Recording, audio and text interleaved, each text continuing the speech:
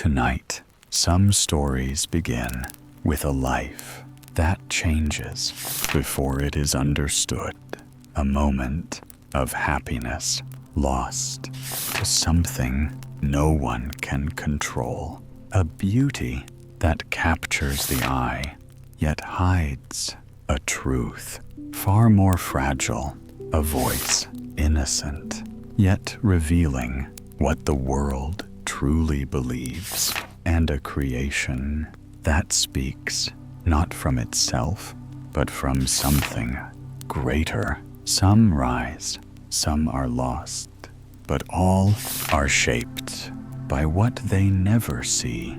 So just listen and let these quiet, strange, and deeply human stories carry you into sleep.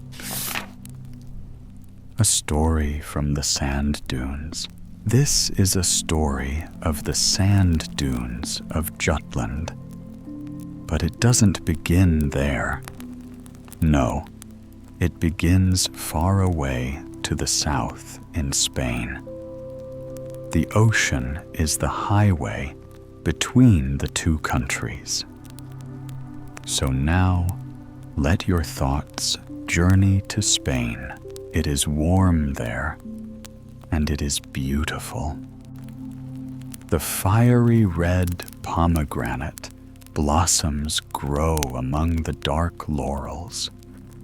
A refreshing wind from the mountains breathes over the orange gardens and the graceful Moorish palaces with golden cupolas and colored walls. Children walk in procession through the streets, carrying torches and waving banners, while high above them, stars sparkle in the clear, arching vault of heaven. Song and castanets can be heard. Young men and girls dance under the blossoming acacias, while the beggar lies on a carved marble block, quenches his thirst with a juicy watermelon, and dozes his life away. It is all like a beautiful dream. Give yourself up to it. Yes, as did the young married couple to whom had been granted all the choicest of earthly blessings: health, beauty, good nature, riches, and honor. We are as happy as anyone could ever be, they said, with full conviction in their hearts. Yet they had one step higher to go to attain complete happiness, and that would be reached when God would give them a child, a son, in their own image, body, and soul.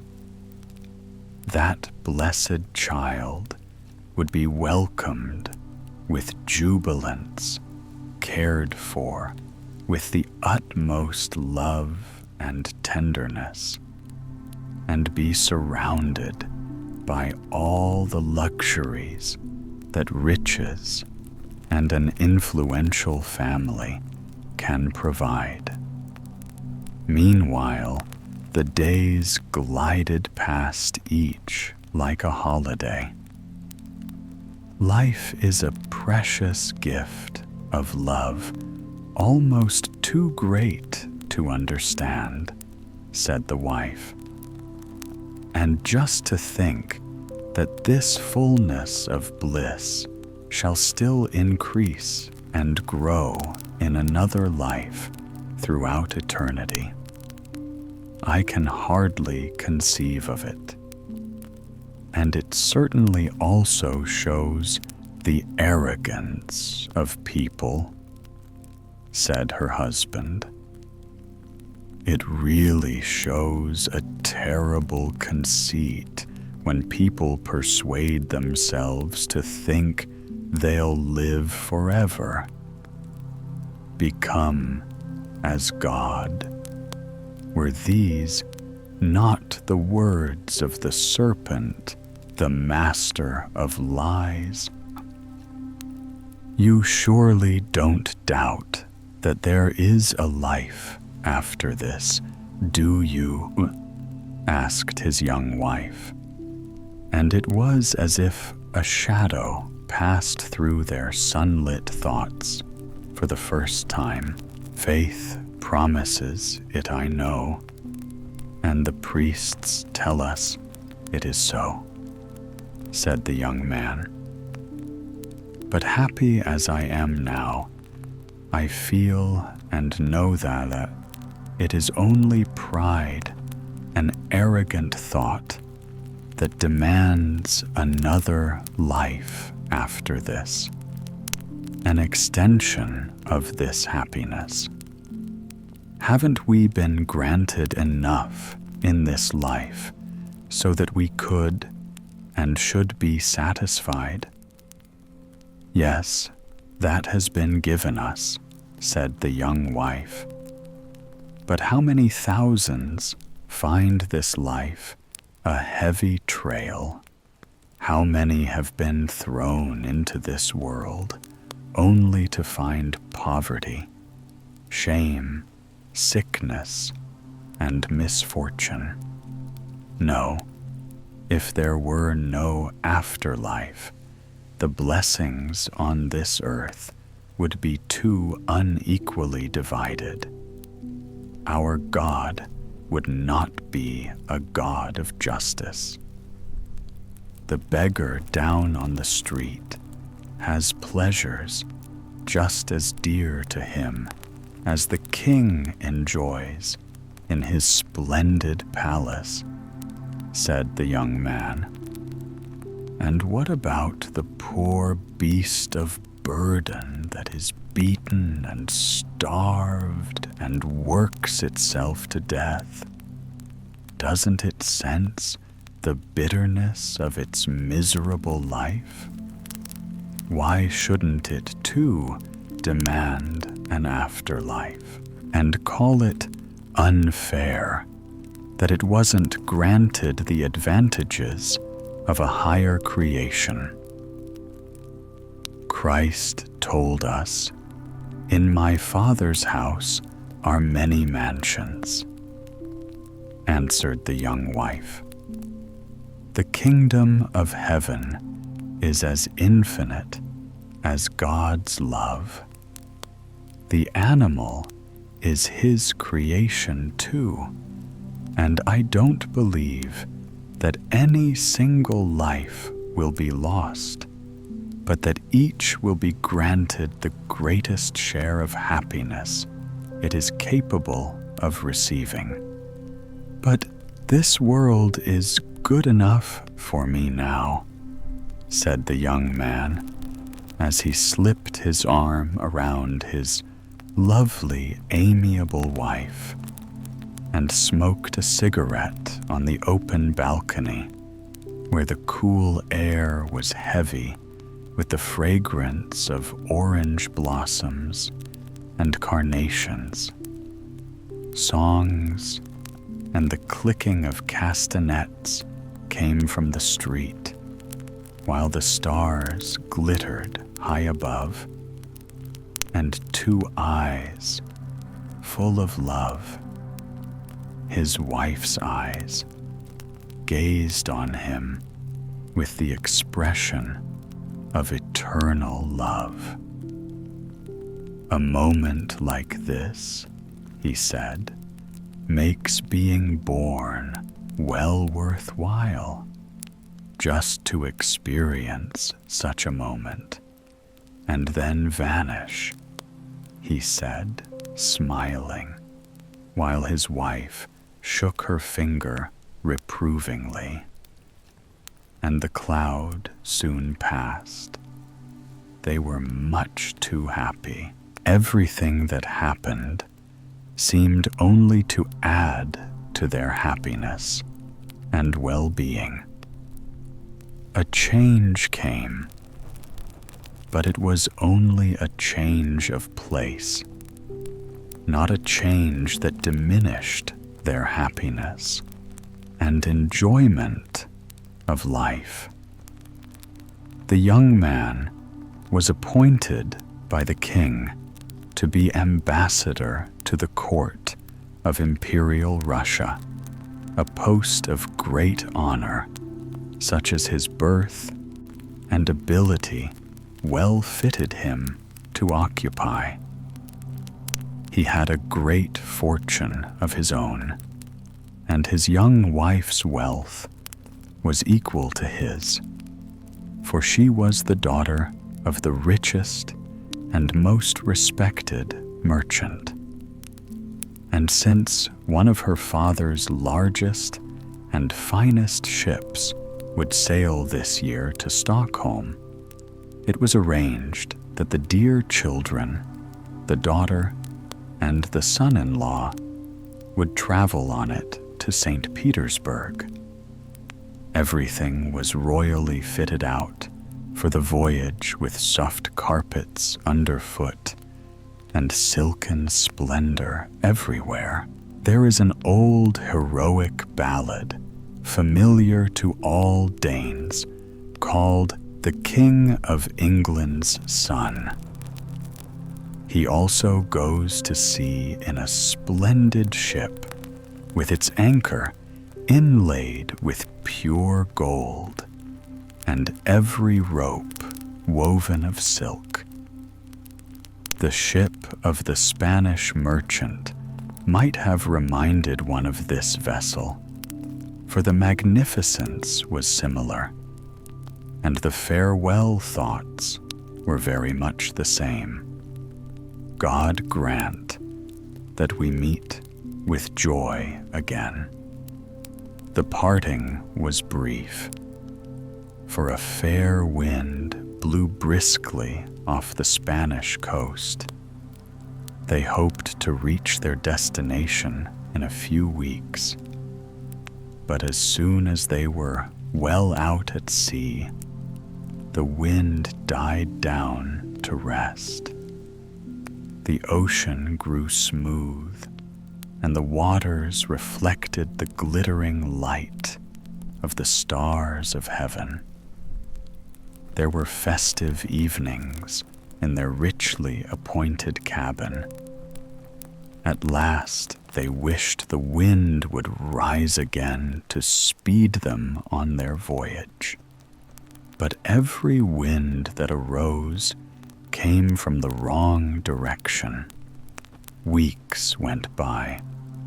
2 whole months passed.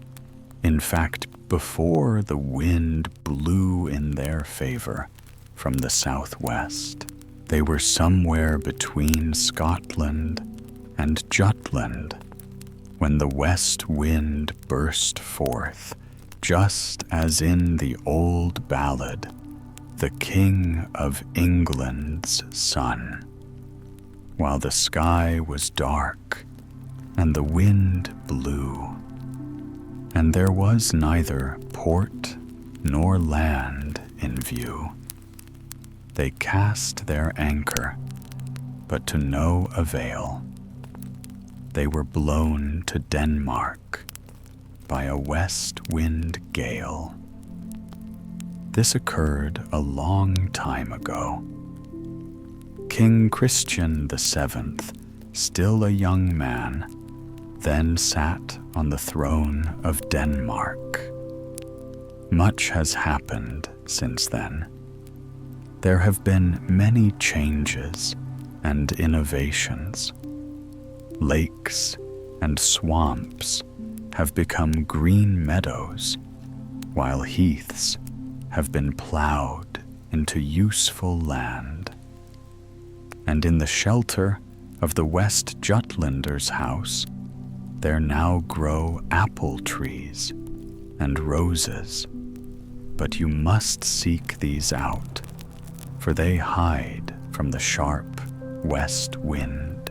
Still, it is easy to imagine yourself back in times more remote than even the reign of Christian VII.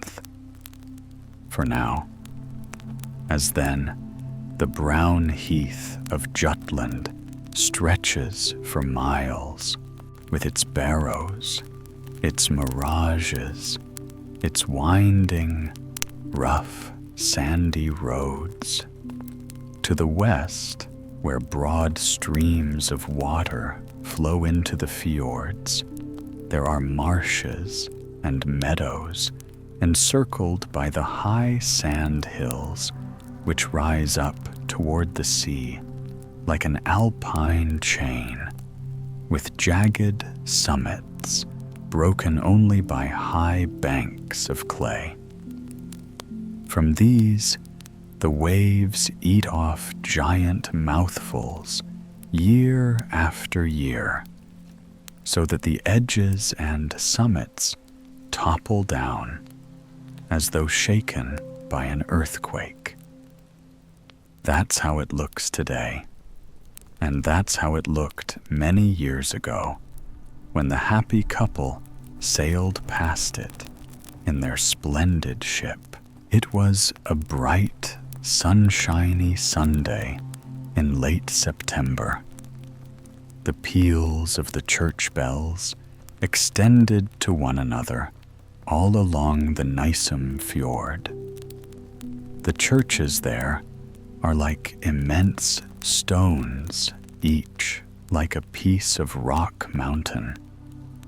The North Sea itself might wash over them, and they would still stand firm. Most of them have no towers, their bells hanging out in the open air between two wooden beams. The services had ended, and the congregation emerged from the house of God into the churchyard, where then, as now, there grew neither tree nor shrub. No plants, flowers, or wreaths adorned the graves. Only rough hillocks showed where the dead had been buried, while sharp grass, beaten flat by the wind, covered the whole cemetery. Here and there, a single grave still has a tombstone, perhaps a moldering log cut in the shape of a coffin. These are pieces of driftwood from the forests of West Jutland. The wild sea provides the shore dwellers with many hewn planks cast upon the coast. But the wind and salt sea spray soon wear away these monuments. One of these blocks had been placed on the grave of child to which a young woman came from the church. She stopped and gazed down at the rotted wood. Shortly, her husband joined her. They spoke no word. Presently, he took her hand, and together they walked away from the grave, on over the brown heath, and over the moor toward the sand dunes. For a long time, they walked in silence.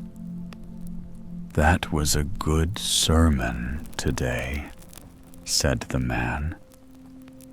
"If we didn't have our Lord, we would have nothing." "Yes," replied his wife, "he sends us happiness and sorrow. He has a right to. Our little boy would have been 5 years old tomorrow if we had been allowed to keep him." "It does no good to grieve," said the man. "He is much better off there than here. He is where we pray to go." They said no more, but passed on silently toward their home among the sand dunes. Suddenly, from one of these, where there was no grass to hold the sand down, it looked as if a column of heavy smoke were rising. It was really a gust of wind boring into the bank and whirling the fine particles of sand into the air. A second gust followed so strong that the strings of fish hung on the line rattled against the walls of the house. But it lasted for only a moment. Then all was quiet again, and the sun shone warmly. The man and his wife went into their house, quickly changed from their Sunday clothes, and then hurried across the dunes, which looked like enormous waves of sand, suddenly frozen in motion. The sea reed and the bluish green of the sharp dune grass alone relieved the monotony of the white sand. A couple of neighbors appeared, and all helped in pulling the boats higher up on the sandy shore, while the wind steadily strengthened and blew bitingly cold. When they returned across the dunes, the waves were lifting their white caps. Sand and sharp pebbles were beating into their faces, and the wind cut off the top ridges of some of the dunes, breaking them into sand showers. Evening came, and a swelling sound filled the air. There was a howling and wailing like a host of despairing spirits, and even though the fisherman's hut lay near the shore, the noise of the wind drowned the roar of the sea. The sand drifted against the window panes, and every now and then there came a violent gust of wind that seemed to shake the house to its very foundation. It was a dark evening. The moon would not rise until nearly midnight. The air cleared a little, but the storm was now raging with all its fury over the deep black ocean. The fisherman and his wife had long since gone to bed, but in such weather it was impossible to close an eye. Suddenly, there was a tap at the window. The door was pushed open, and someone said, "A large ship is stranded on the outer reef." In a moment, the man and his wife were out of bed and dressing themselves hurriedly. The moon was up now, and it would have been light enough to see had it not been for the flying sand, which forced eyes to squint. Only with great difficulty, waiting for each lull, and creeping a little farther between gusts, could they make their way across the sand dunes. And now, like swans down in the air, salty white foam flew in from the sea as it hurled its waves against the coast in boiling fury. Only a long, experienced eye could have distinguished the ship way out there. It was a splendid two-master. At that very instant, it was lifted over the reef 3 or 4 cables' lengths off the usual channel. It drove on toward land, struck against the second reef, and there stuck fast. It was impossible to send any help, for the sea was far too tumultuous. Waves broke over the entire vessel. They imagined hearing screams of terror, the cries of death agony. They could see the aimless, rushing to and fro on board. It was all hopeless, helpless. Now, a wave, like a thundering avalanche, crashed down on the bowsprit, and then it disappeared. The stern rose high above the water, and 2 people could be seen leaping from it into the sea. They disappeared. A moment more, and a tremendous wave, thundering toward the dunes, flung a body on the shore. It was a woman, and surely she was dead. A couple of women who quickly gathered around her believed she showed signs of life and carried her over the dunes to the fisherman's cottage. How beautiful and dainty she was, no doubt a lady of rank. They laid her in the fisherman's humble bed. There was no linen to wrap her in, only a woolen blanket. But at least this was warm and comfortable. She breathed, but she was in a high fever. She had no idea where she was or what had happened. Perhaps this was just as well, for all that was dear to her now lay at the bottom of the ocean. They had met the same fate as those sung of in the ballad about the King of England's son. A sorrowful sight it was to all. The ship was broken into pieces, small. Many bits of the wreck were driven ashore, but the lady alone survived of all the voyagers. Still, the wind howled and wailed along the coast. For a few minutes, she seemed to rest, but then came screams of pain and fear. Her beautiful eyes opened, and she spoke a few words, but no one could understand her.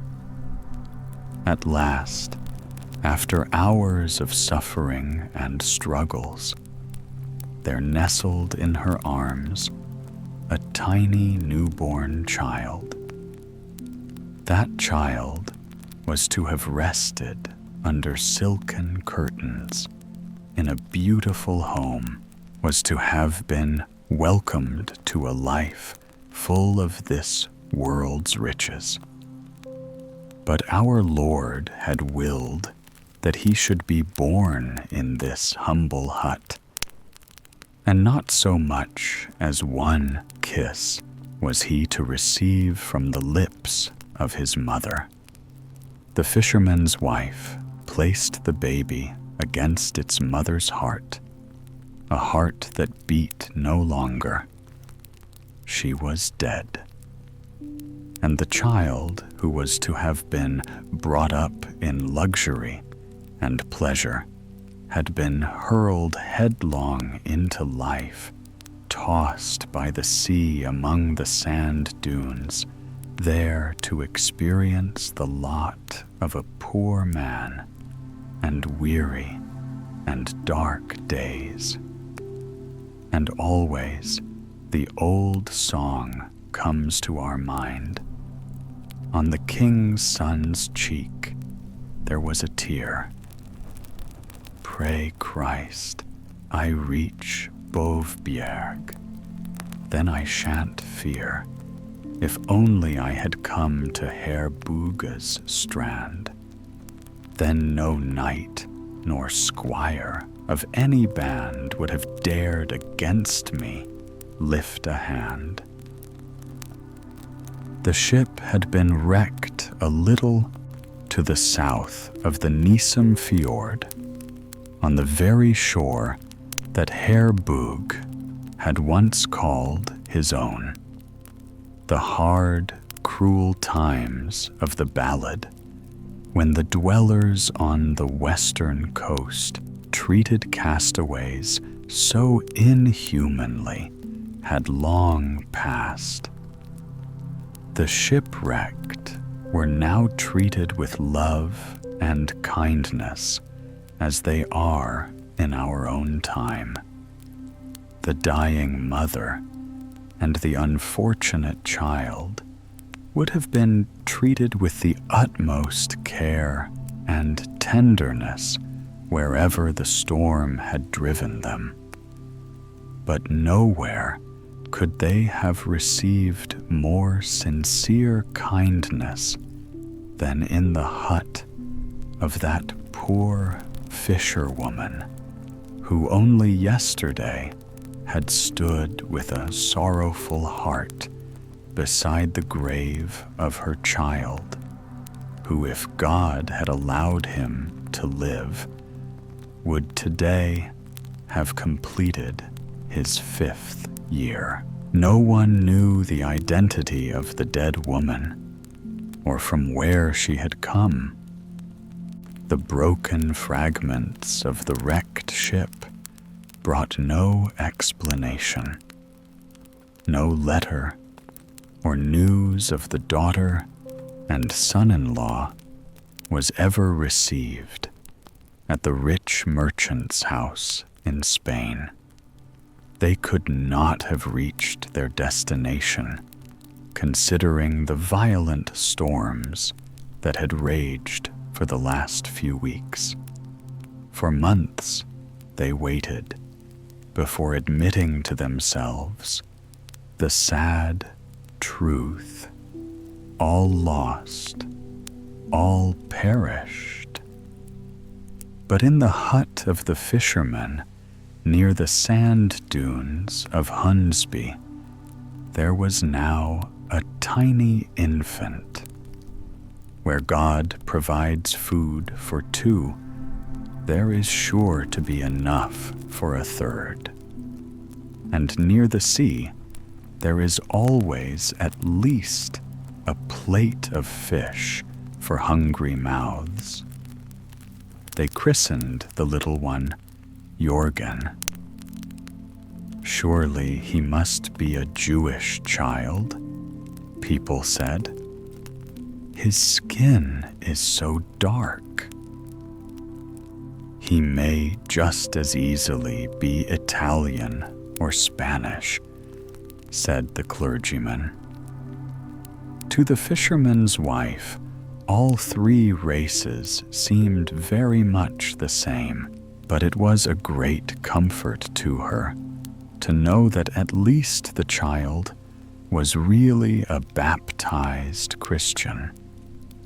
The boy thrived, his noble blood sustaining warmth and gaining strength from the poor fare as he grew in that humble hut.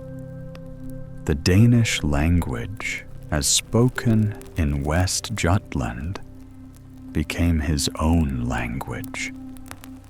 The pomegranate seed from Spain had become a seagrass plant on Jutland's western coast.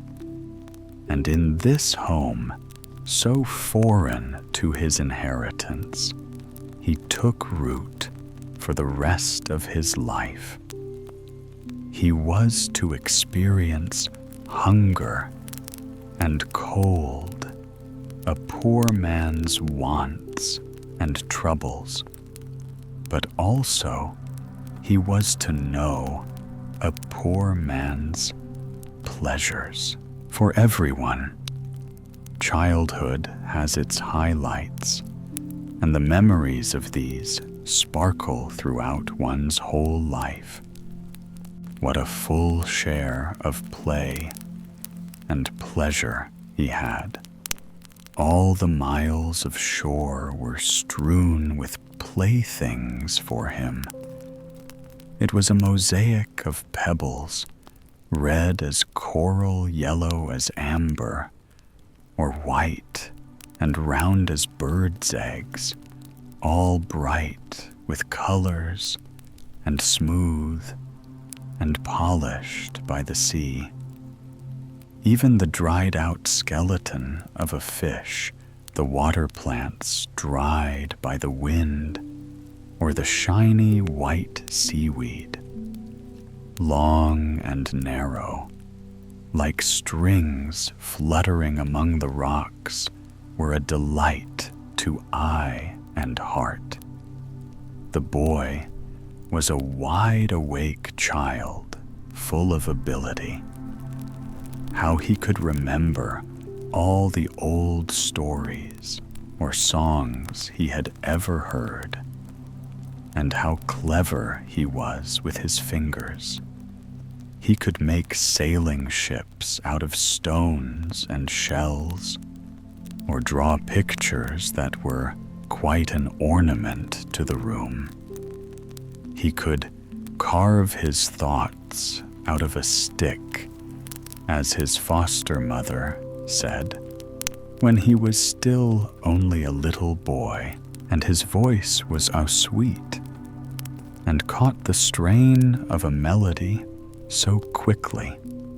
That little heart was attuned to many fine harmonies, which might have rung throughout the world if he had been placed in a less narrow home than the fisherman's hut near the North Sea. One day, a box of rare flower bulbs drifted ashore after a shipwreck. Some were taken out and made into soup with the idea that they might be good to eat.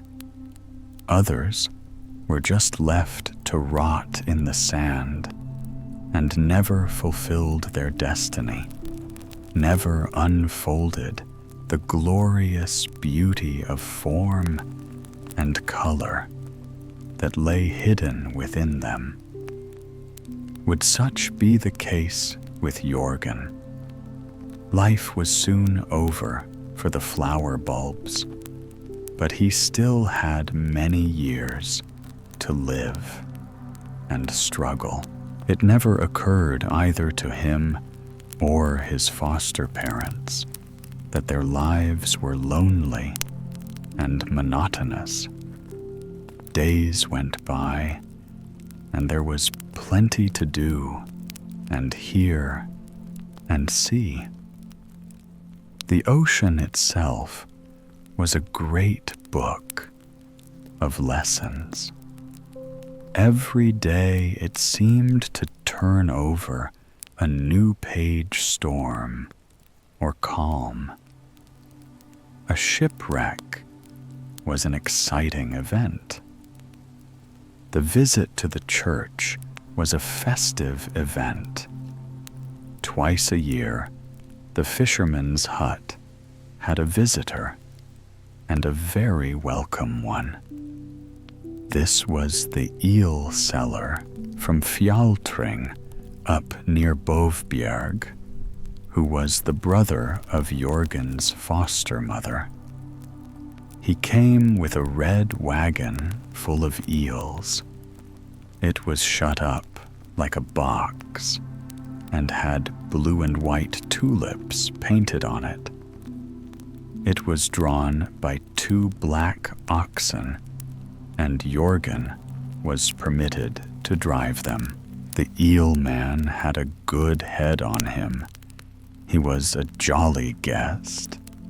He always brought a little keg of schnapps, and everyone had a drink of it sometimes from a coffee cup, if there were not enough glasses.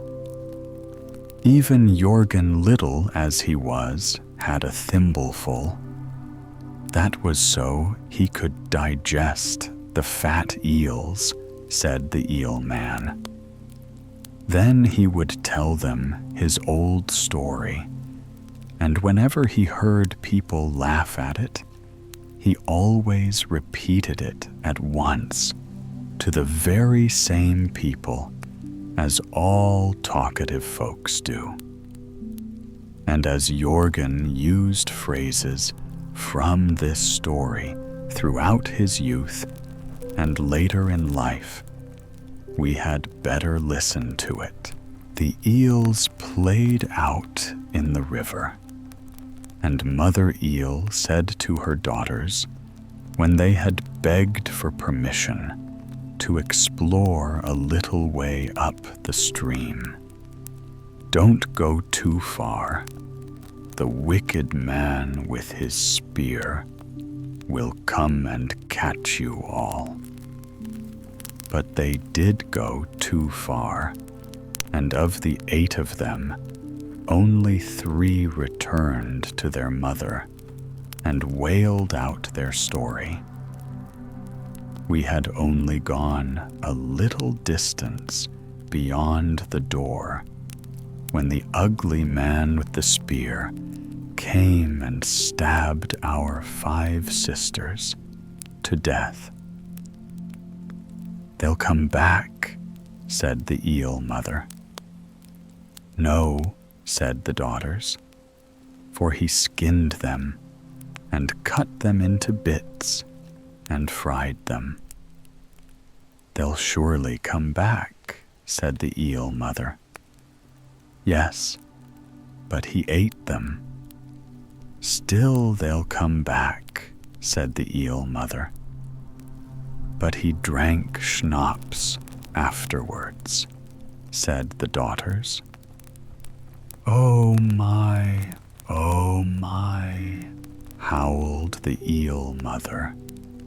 "Then they'll never return, for schnapps drowns eels."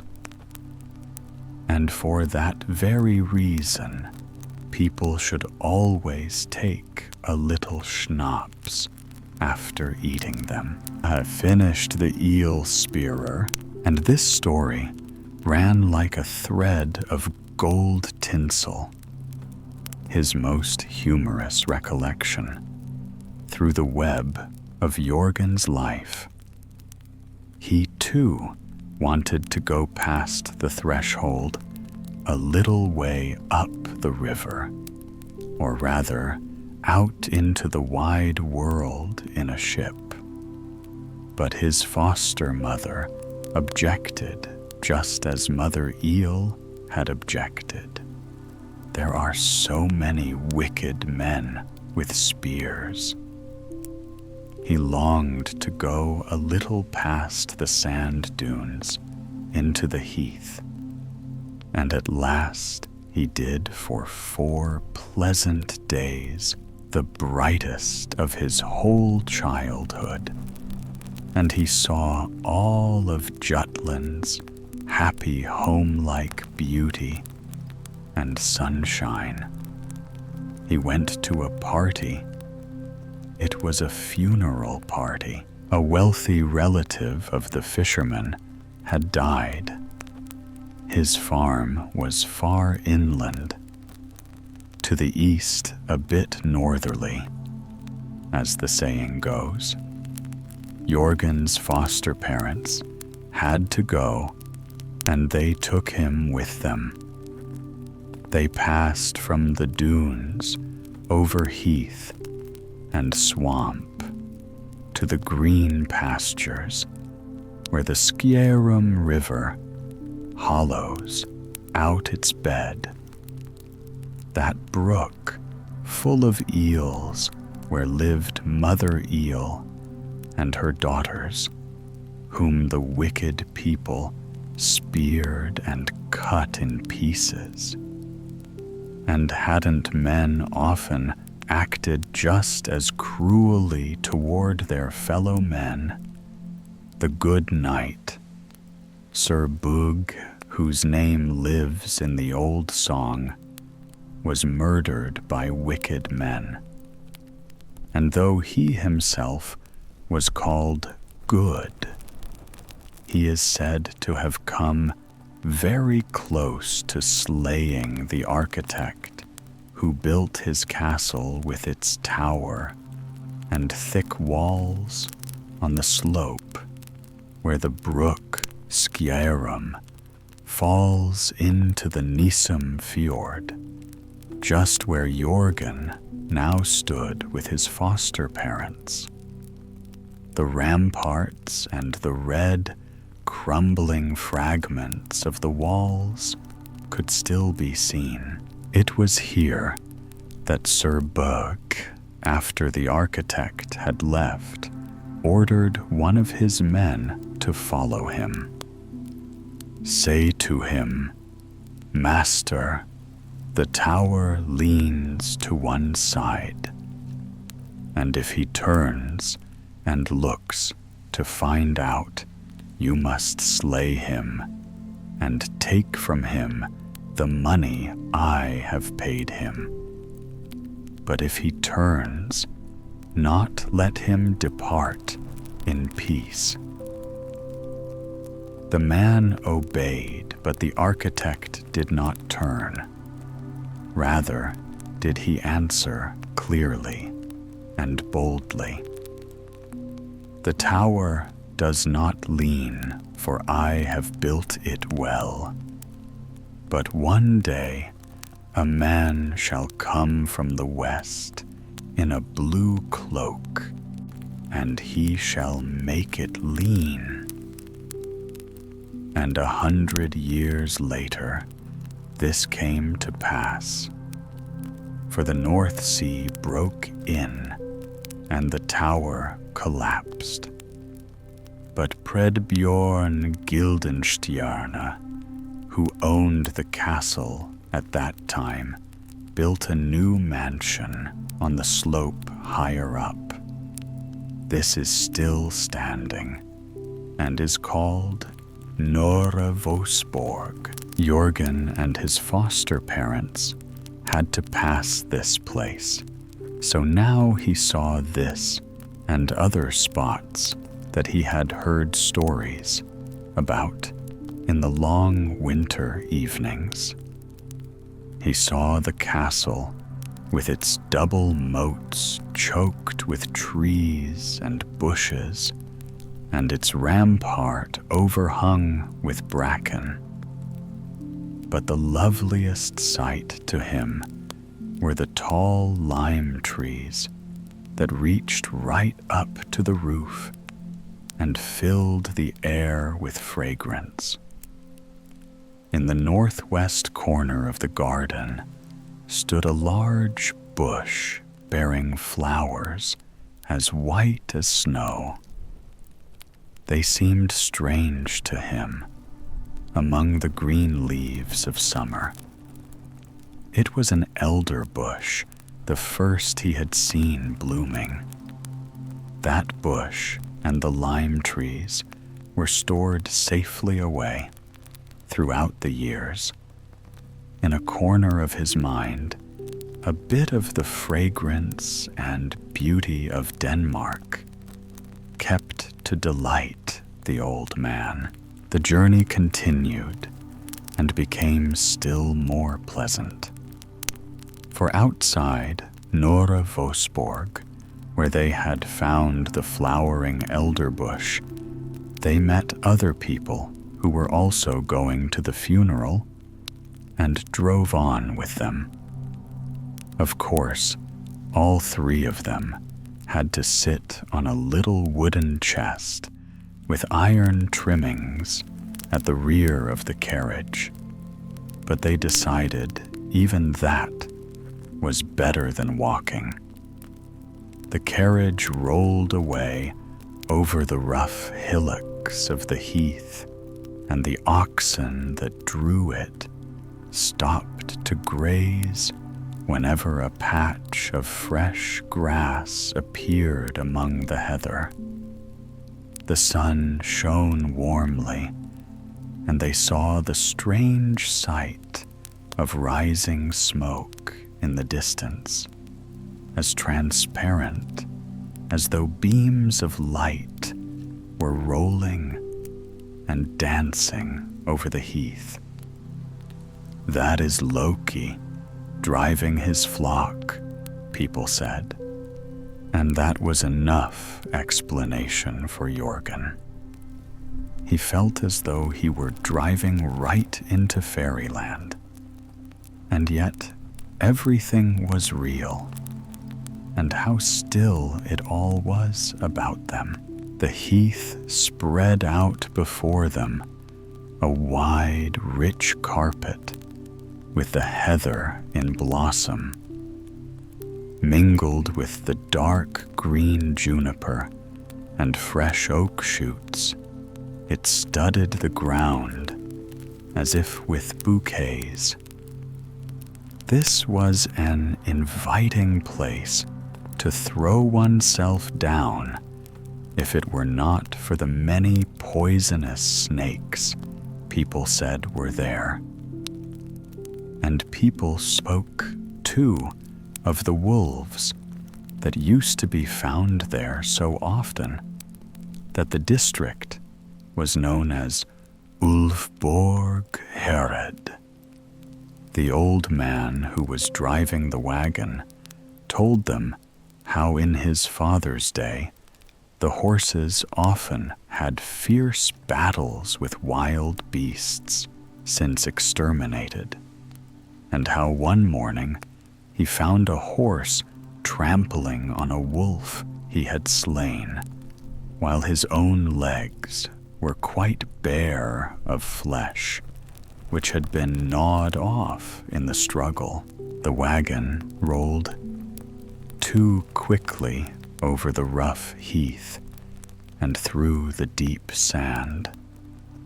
They reached the house of mourning, where they found many strangers inside and outside. Many wagons stood side by side, with their horses or oxen turned out to seek meager pasture. From the back of the house, great sand dunes, like those at home near the sea, extended far and wide. How could they be here? It was 12 miles into the country, yet they were as tall and large as those by the shore. The wind had lifted them up and blown them here. They too had a history. Psalms were sung, and a few of the older people wept. But aside from this, everything was very pleasant, Jorgen thought. There was plenty to eat and drink. The finest fat eels with schnapps afterwards to settle the eels, as the eel seller had said. And his words were certainly carried out at this gathering. Jorgen went in and out of the house, and by the third day he was as thoroughly at home there as in the fisherman's hut among his own sand dunes, where he had spent all his life. But the heath here was far more beautiful, with its myriads of brilliant blossoms and luscious, sweet bilberries growing so thickly that if one stepped on them, the ground became stained with their red juice. Here lay an old Viking grave, and near it lay another. When the mysterious columns of mist curled upward through the calm air, they said, "The heath is on fire." It shone brightest toward evening, but the fourth day came at last, and brought the end of the wake. It was time to return from the inland sand dunes to the coastal sand dunes. "Ours are the real ones, after all," said the father. "These have no strength." Then they talked about the sand dunes and how they came to be here. And this was very interesting. The peasants found a corpse on the shore and buried it in the churchyard. Then the sand began to fly about, and the sea broke in with violence. A wise man of the parish advised that the grave be opened, for if the stranger were found sucking his thumb, they could then be sure that he whom they had buried was a merman, and that the sea would not rest till it had fetched him back. So they opened the grave, and sure enough, the dead man lay with his thumb between his lips. He was quickly laid on a cart drawn by 2 oxen, and as though stung by hornets, they rushed with him over heath and moor to the sea.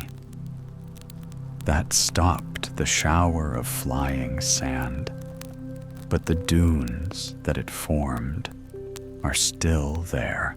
That was what Jorgen learned and carried away with him from the happiest days of his childhood.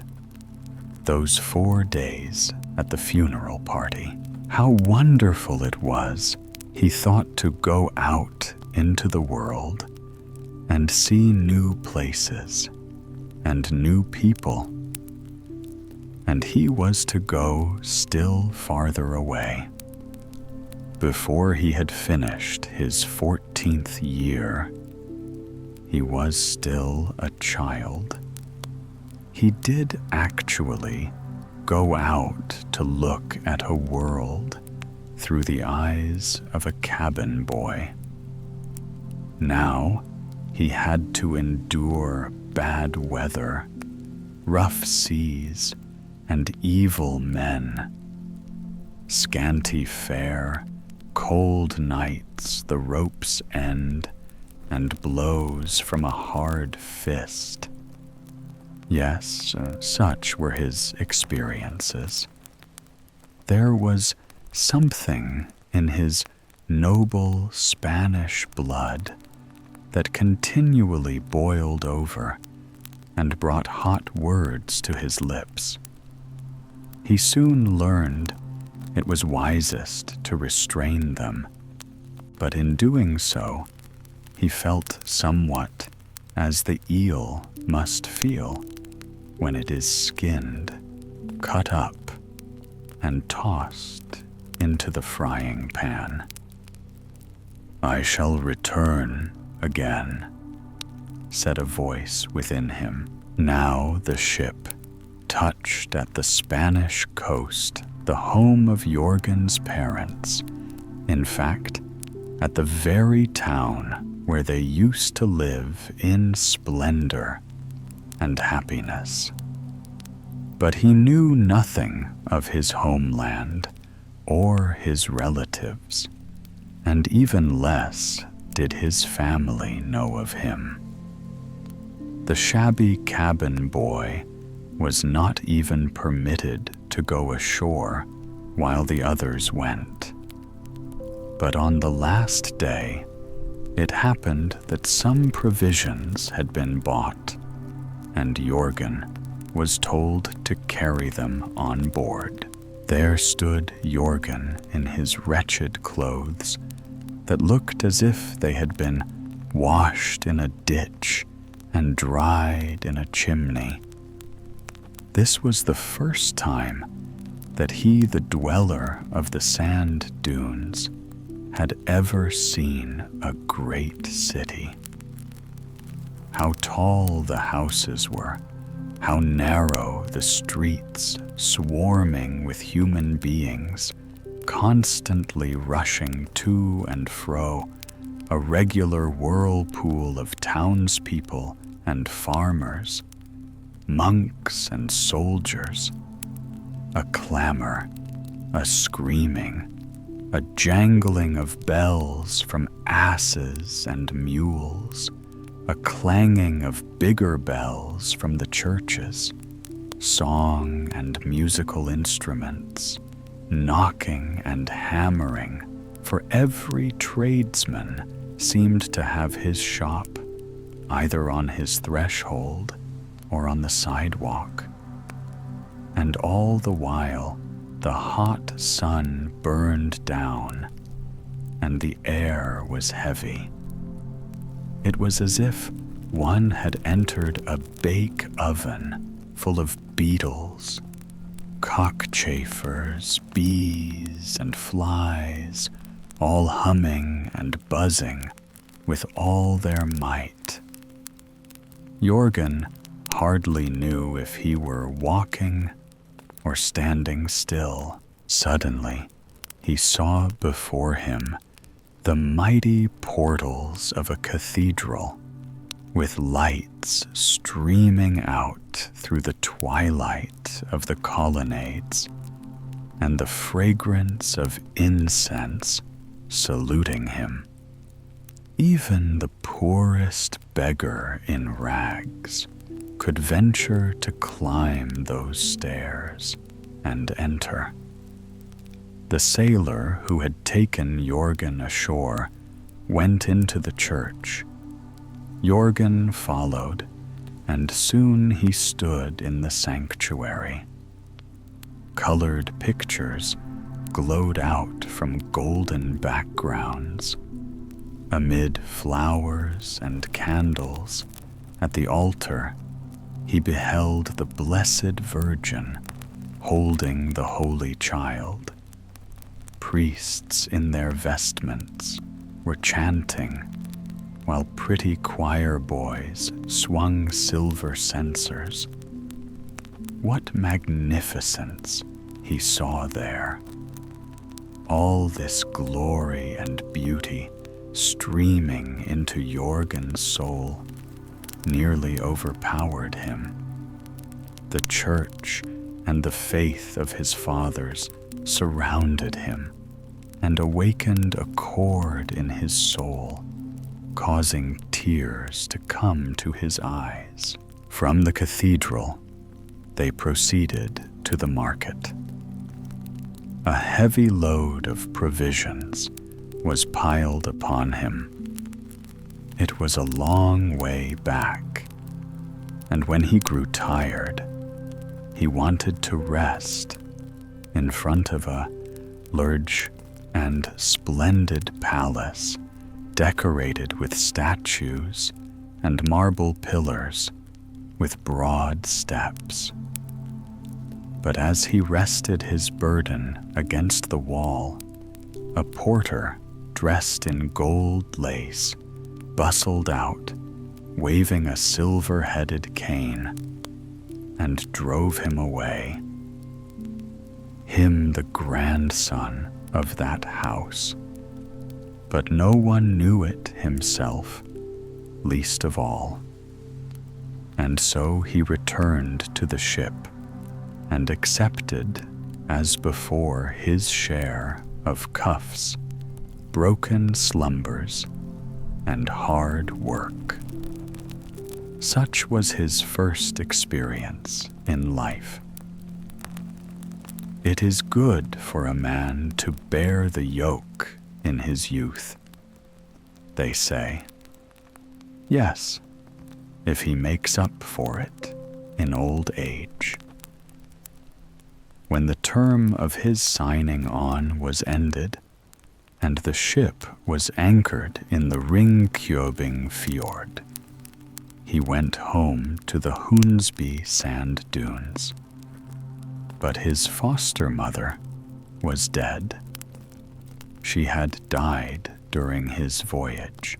A hard winter followed, with snowstorms raging over sea and land. It was difficult to get from one place to another. How differently are things divided in this life. Here were icy, cold, and driving snowstorms, while in Spain, the sun burned too fiercely. And yet, one clear, frosty day, while Jorgen watched the swans flying from the ocean across the Nissum fjord toward Norra Vosborg, he felt that here, in the northern land, he could breathe more freely. And Denmark had its beauty of summer, too.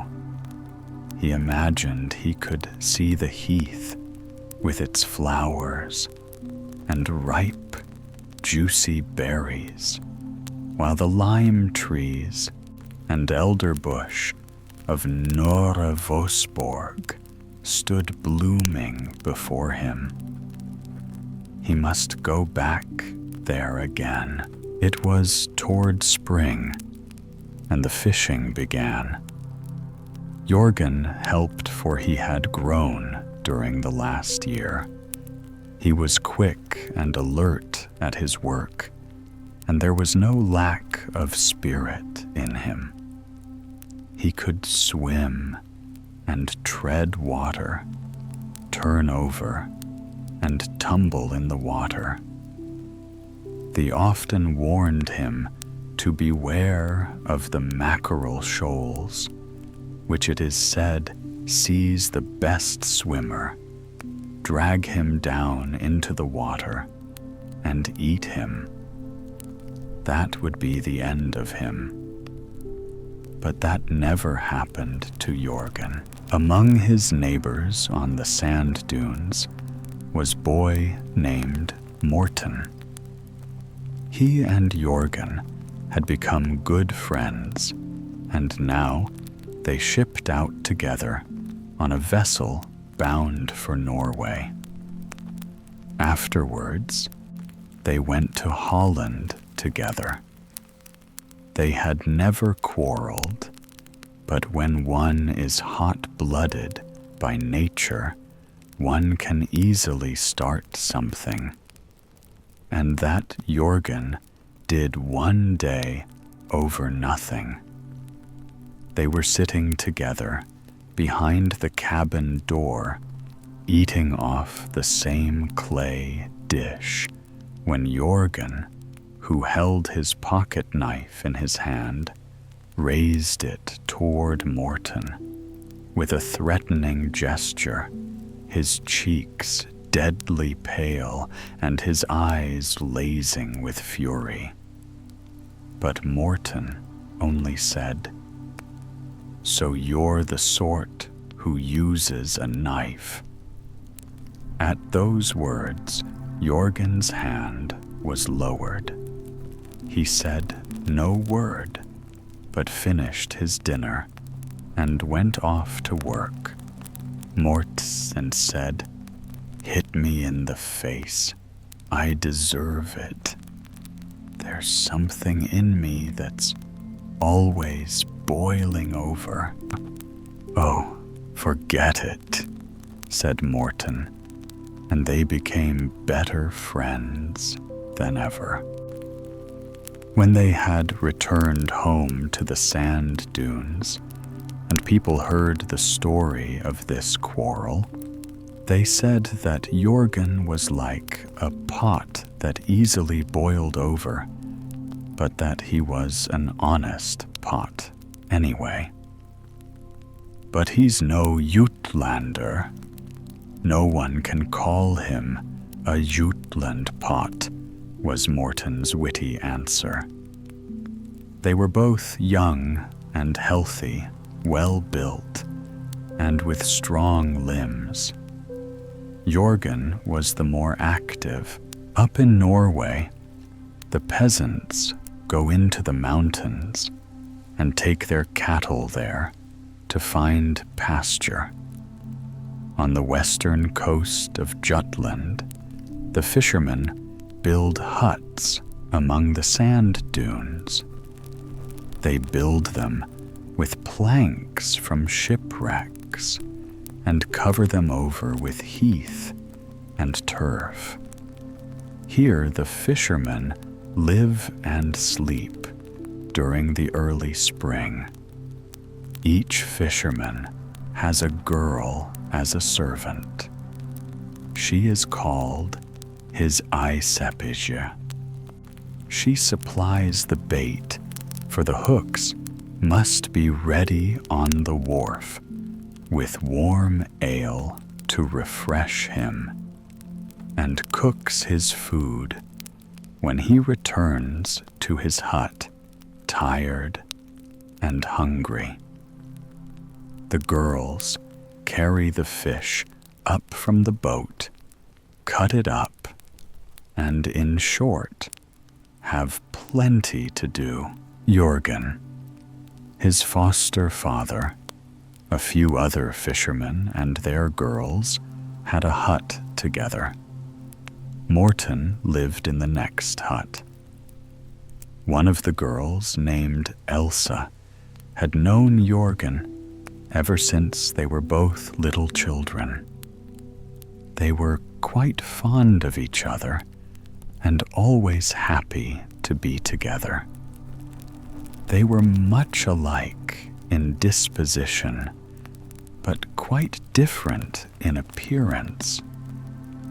For Jorgen was very dark complexioned, while her skin was white, her hair as yellow as flax, and her eyes as blue as the sea on a sunny day. One day, Elsa and Jorgen were walking together, and Jorgen was holding her hand in a warm, fervent grasp when she said to him, "Jorgen, I want to unburden my heart to you. Let me be your Eisepige instead of Morton's. I know he has hired me, but you're like a brother to me, and Morton, he and I are sweethearts.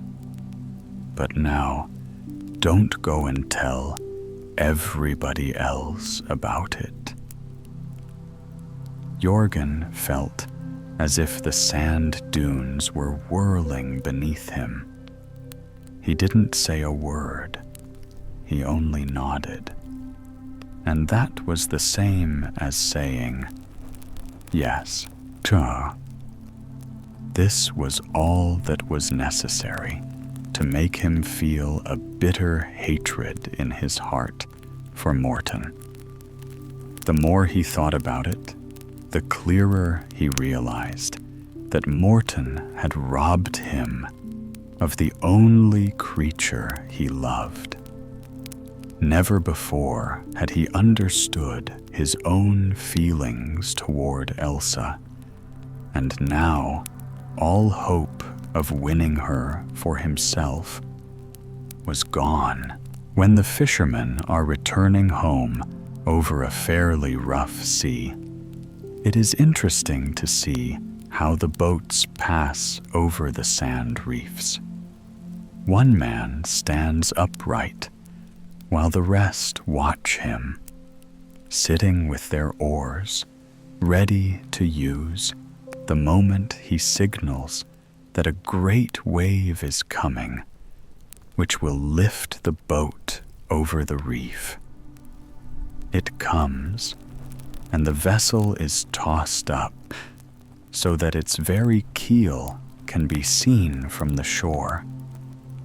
In another moment, the entire boat vanishes from sight, and neither boat, men, nor mast can be seen. You might imagine the ocean has swallowed everything up. Another moment, and the boat reappears, crawling up the wave like a mighty sea monster, its oars moving like the creature's legs.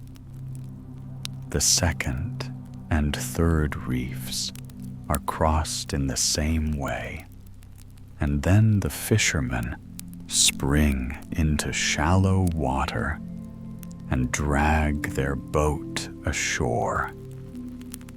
Every wave helps them until finally they have it beyond the reach of the breakers. But the slightest mistake in the signal when passing those reefs, the delay of a moment, and they would be shipwrecked. It would soon be all over with me and Morton, too, if that happened, came into Jorgen's mind out at sea. They were approaching the outer reef when his foster father suddenly became seriously ill. The fever had seized him. Jorgen jumped up and stood in the bow. "Father, let me take your place," he said, and his eyes moved from Morton to the sea, and from the sea back to Morton, as the oars swung on with the steady strokes, and the great wave rolled toward them. Then, suddenly, his look fell on the pale face of his foster father, and he could not obey his wicked impulse. The boat crossed the reefs in safety, and in safety they came ashore. But that evil thought still lurked in Jorgen's heart, and roused every little fiber of bitterness that he remembered from his childhood days. But he could not weave the fibers together, so he dismissed it all from his mind. He felt that Morton had robbed him, and that was reason enough to hate him. Some of the fishermen noticed the change in Jorgen, but Morton himself saw nothing. He was just the same as ever, ready to help and eager to talk. In fact, a little too much of the latter. Jorgen's foster father took to his bed. It became his deathbed for a week. Later, he was dead. Jorgen was his heir now, master of the cottage behind the sand dunes. It was a poor enough hut, but still it was something. And Morton didn't have so much. "I suppose you won't go to sea again, Jorgen," said one of the old fishermen. "You'll always stay with us now." But that was by no means Jorgen's thought. On the contrary, he thought about seeing some more of the world. The eel seller up at Fjaltring had a cousin up at Old Skagen, also a fisherman, but wealthy, and a ship owner too. They said he was a kindly old man, with whom it would be very pleasant to take service. Old Skagen lies way up at the northern part of Jutland, as far away from the Hunsby sand dunes as one can go. That part of the idea pleased Jorgen best. He had no intention of attending the wedding of Elsa and Morten, which was to take place in a couple of weeks. It was foolish for Jorgen to go away, said the old fisherman. Now that he had a house of his own, Elsa would very likely prefer him to Morten. Jorgen's reply was so abrupt that it wasn't easy to make out his meaning. The old man brought Elsa to him. She didn't say much, but she did say, "You have a house. That must be considered." And Jorgen did consider many things. The ocean has its heavy waves, but the waves of the human heart are even heavier.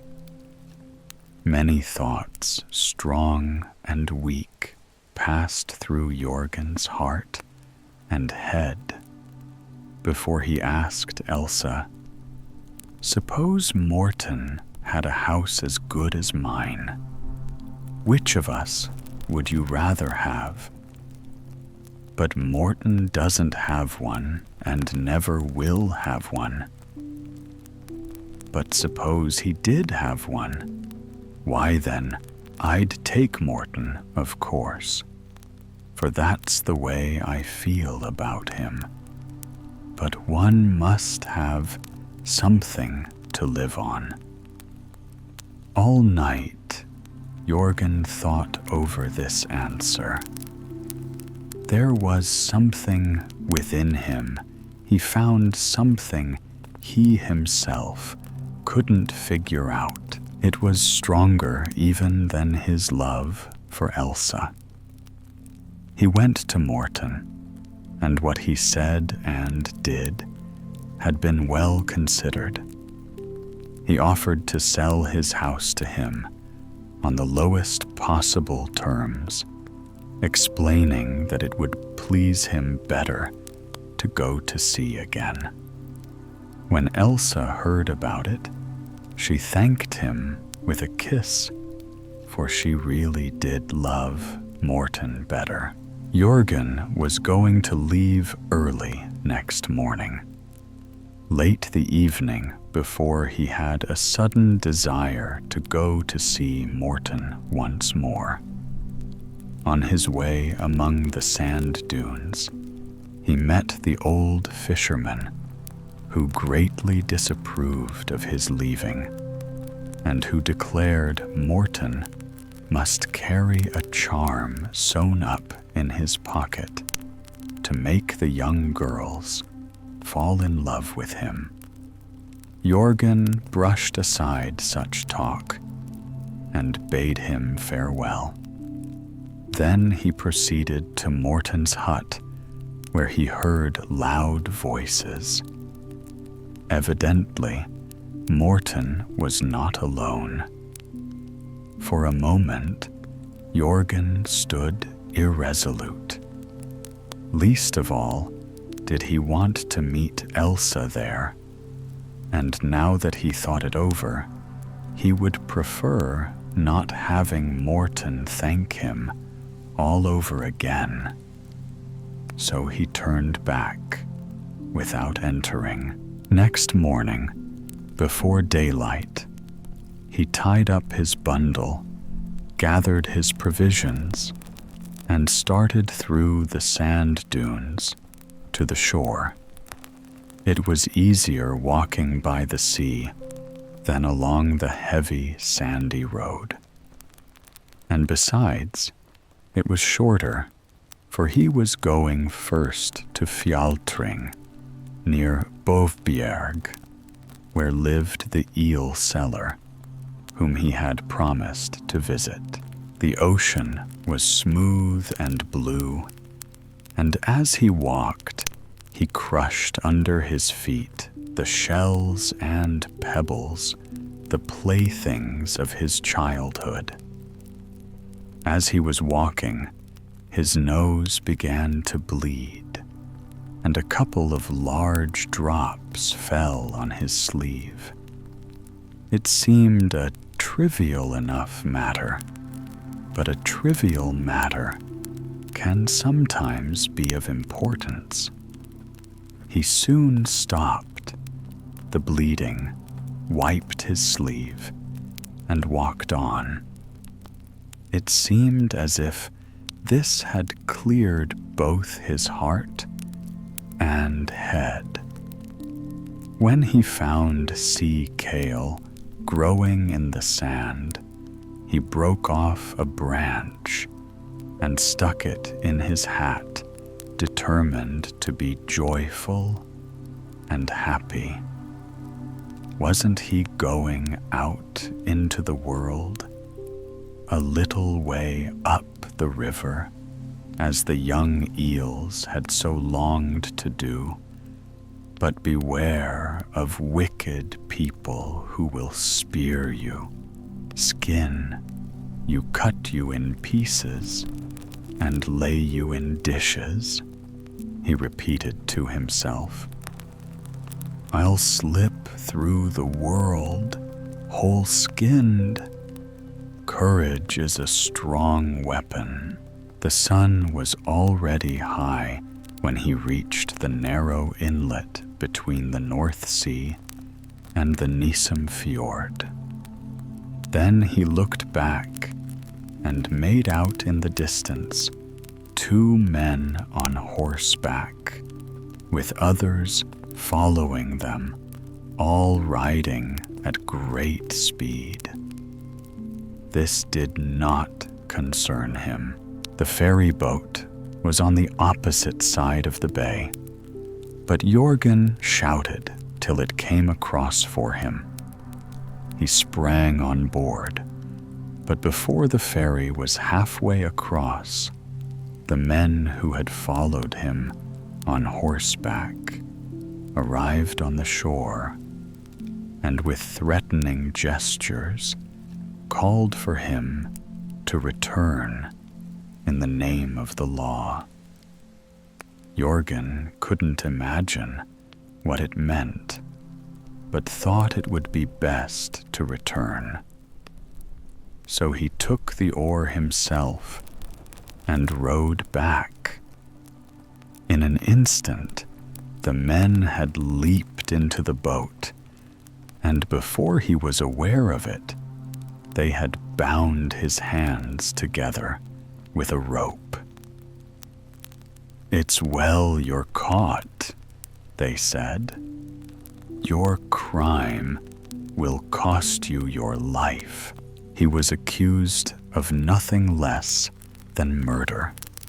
Morten had been found stabbed in the neck with a knife. Late the evening before, one of the fishermen had met Jorgen on his way to Morten's house, and it was remembered that it wasn't the first time Jorgen had threatened Morten with a knife. There seemed no doubt that he was the murderer. Now the question was where to confine him. Ringkjøbing was the proper place, but it was a long way off, and the wind was against them. In less than half an hour, they had crossed Skjærum Fjord, and now they were only a quarter of a mile from Nora Vosborg, which was a strong mansion with moats and ramparts. One of the men in the boat was the brother of the keeper of this mansion. He suggested that they might get permission to confine Jorgen for the time being in the dungeon where Long Margret, the gypsy, had been imprisoned until her execution. No one listened to Jorgen's denials, and those few drops of blood on his shirt were silent witnesses against him. Conscious of his innocence, and of the fact that there was no chance of his being cleared, he calmly resigned himself to his fate. They landed near the old rampart where the castle of Serbuga had stood. It was the very same spot that Jorgen's feet had trodden years before when he had gone with his foster parents to the funeral party where he had spent those 4 happy days on the heath. By the very same path, they now led him to Norra Vosborg. And here as then, the elder bush was in full bloom, and the tall lime trees wafted their fragrance to him. He might have imagined it was only yesterday that he had been here last. Under the grand staircase in the western wing of the building, a passage leads into a low-roofed, vaulted cell. It was from here that Long Margrethe was led to her execution. She had confessed to having devoured the hearts of 5 children, and believed that could she have eaten 2 more, she would have been able to make herself invisible and fly away. In the cell was a tiny, narrow air hole in the wall, but the lime trees outside sent none of their refreshing fragrance within. All was cold, damp, and moldy. There was only a rough bench in the cell, but a good conscience makes an easy pillow, so Jorgen could really lie comfortably. The thick wooden door was closed, and the iron bolts were shot. But superstition can creep through the keyhole of a mansion as well as a fisherman's hut. And as Jorgen lay in the silence and darkness, he could not help thinking of Long Margrethe and her horrible crimes. Her last thoughts had filled that narrow dungeon the night before her execution, nor could he help remembering the black arts that had been practiced by the owner of this mansion, Herr Swanwedel, when he lived there many years ago, and how the watchdog that guarded the bridge had every morning been found hung in his chains across the railing. Such thoughts came to Jorgen's mind and made him shiver. But a sunbeam, a refreshing thought from without, also came to his mind, the remembrance of the blossoming elder and lime trees. He was not left here long, but was removed to Ringkjøbing. But there his imprisonment was none the less rigorous, for Jorgen's times were not like ours. They were hard times for poor men. Peasant farms and peasant settlements were still being converted into new knights' estates.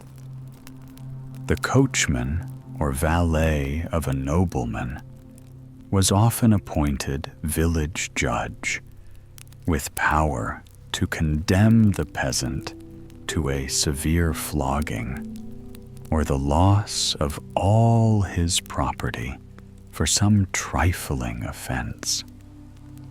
And thus, in Jutland, far from the king's Copenhagen and the wise and just rulers of state, the law took its course with little regard for justice.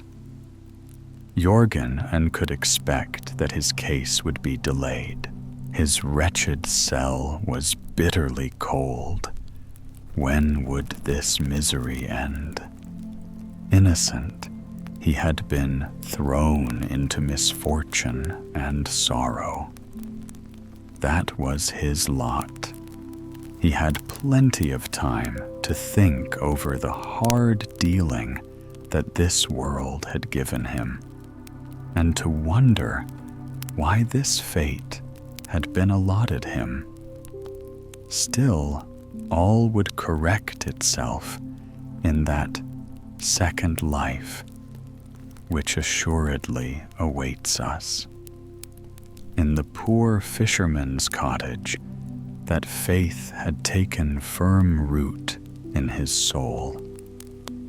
The light that even amid the sunshine and plenty of Spain could not pierce the darkness of his father's mind was sent to him to comfort him in poverty and distress, a sign of the mercy of God, which never disappoints.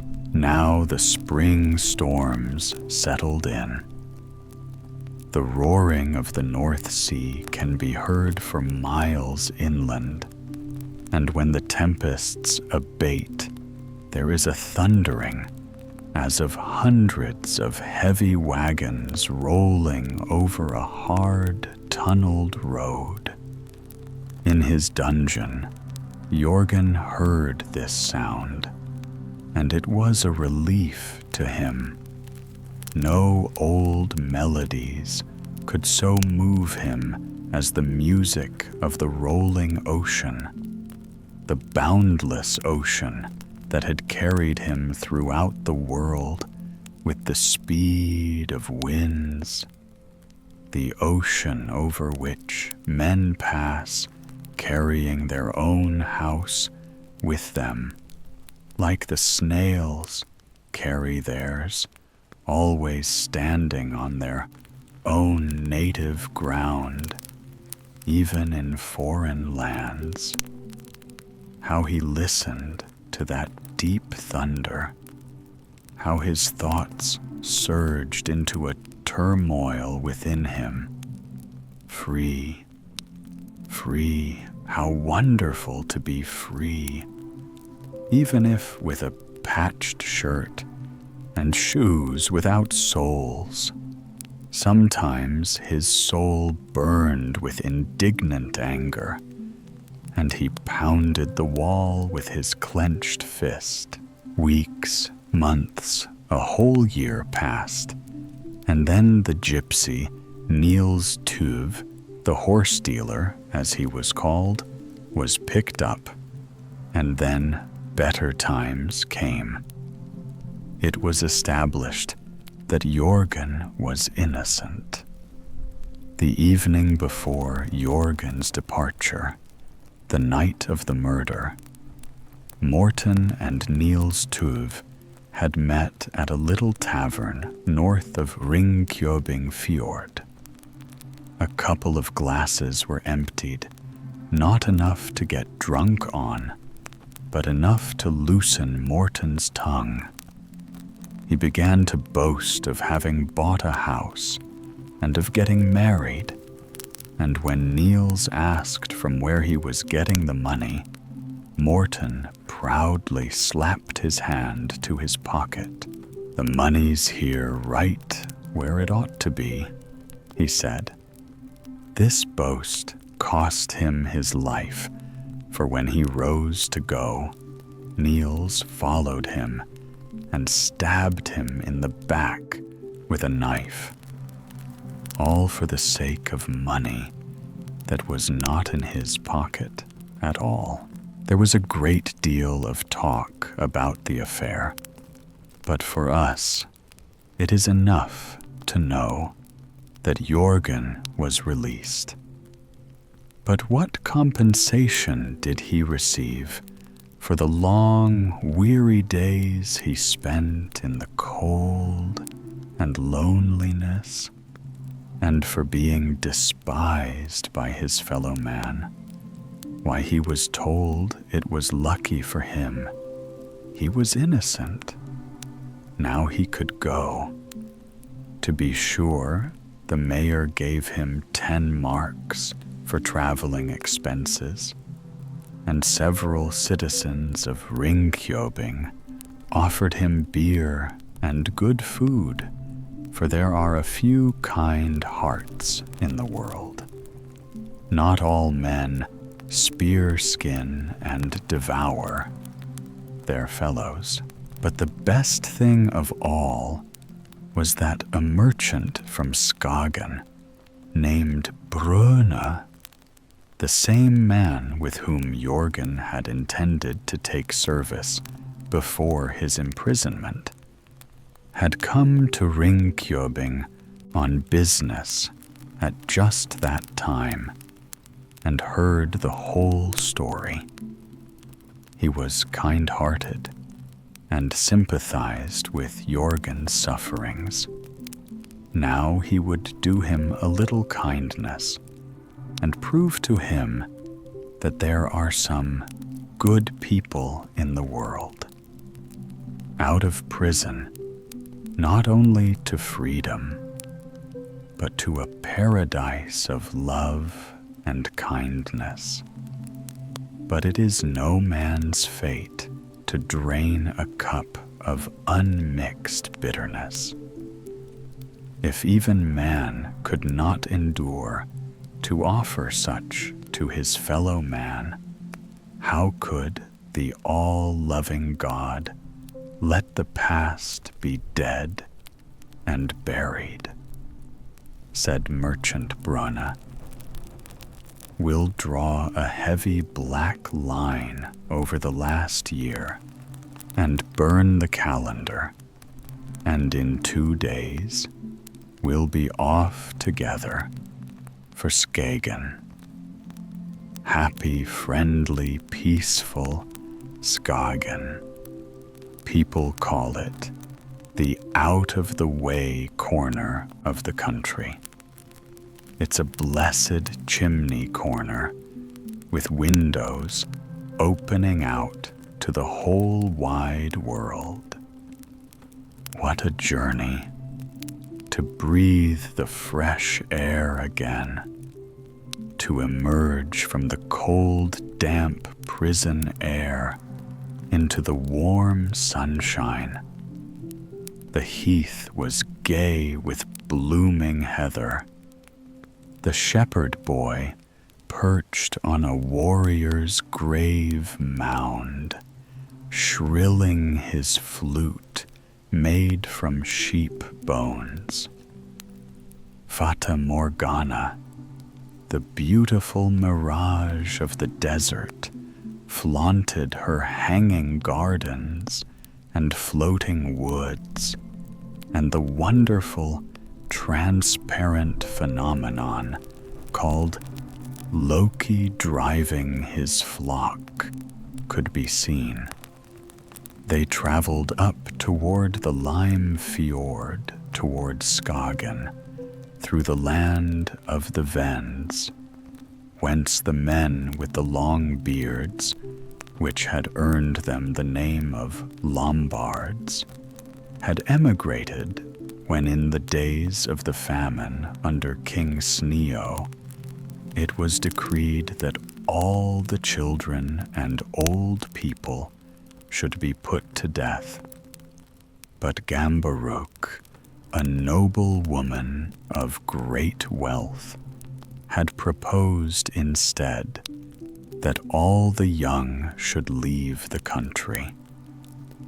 Jorgen was learned enough to know all this, and although he had never seen the land of the Lombards beyond the Alps, he could easily picture it to himself, for had he not in his boyhood seen the South Spain, he could remember clearly the piled heaps of fruit, the scarlet pomegranate blossoms, the noise and din and ringing of bells in that great beehive of a city.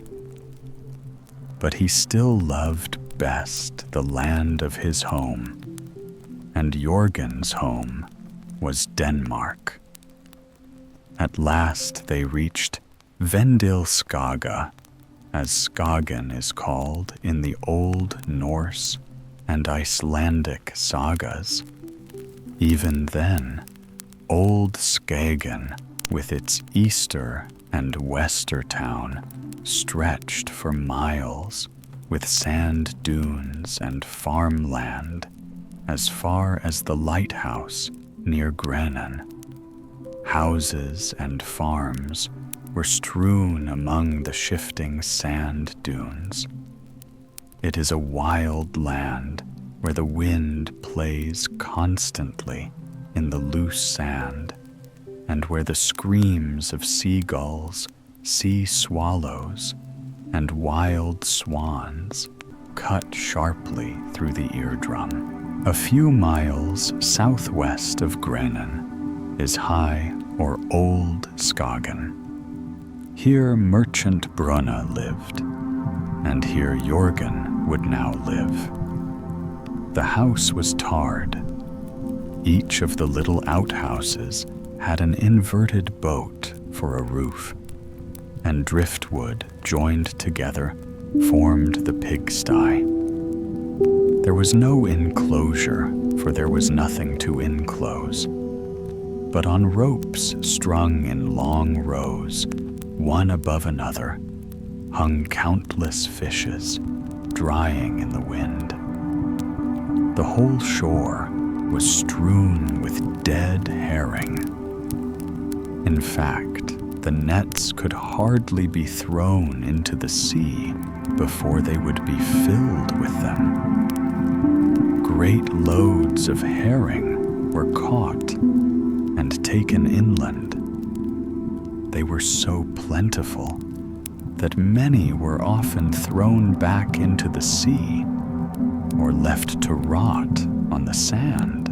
The merchant's wife and daughter, and even the servants, rushed out in delight to greet the father when they arrived home. There was such handshaking, so much noise, so much to talk about, and the daughter had such a sweet face and lovely eyes. The house was cozy and roomy inside. The table was set with plates of fish, flounder, fit for a king, and wine from Skagen's own vineyard. The great ocean from which the grapes drifted ashore, already pressed both in barrels and bottles.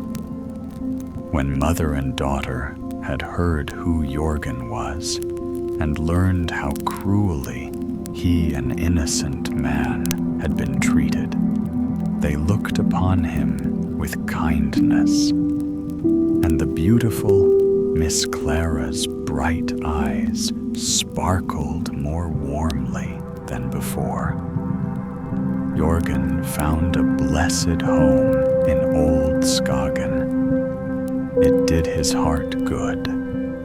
It had suffered so much cruelty, even the bitterness of love, which either softens or hardens the heart.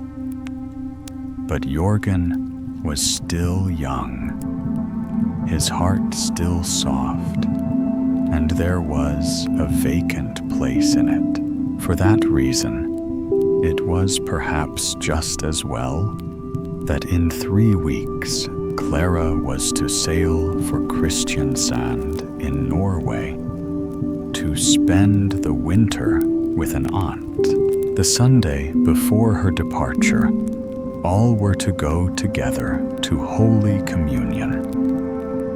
The church was large and stately, built by the Dutch and Scotch many centuries before, and quite a distance from where the town is now situated.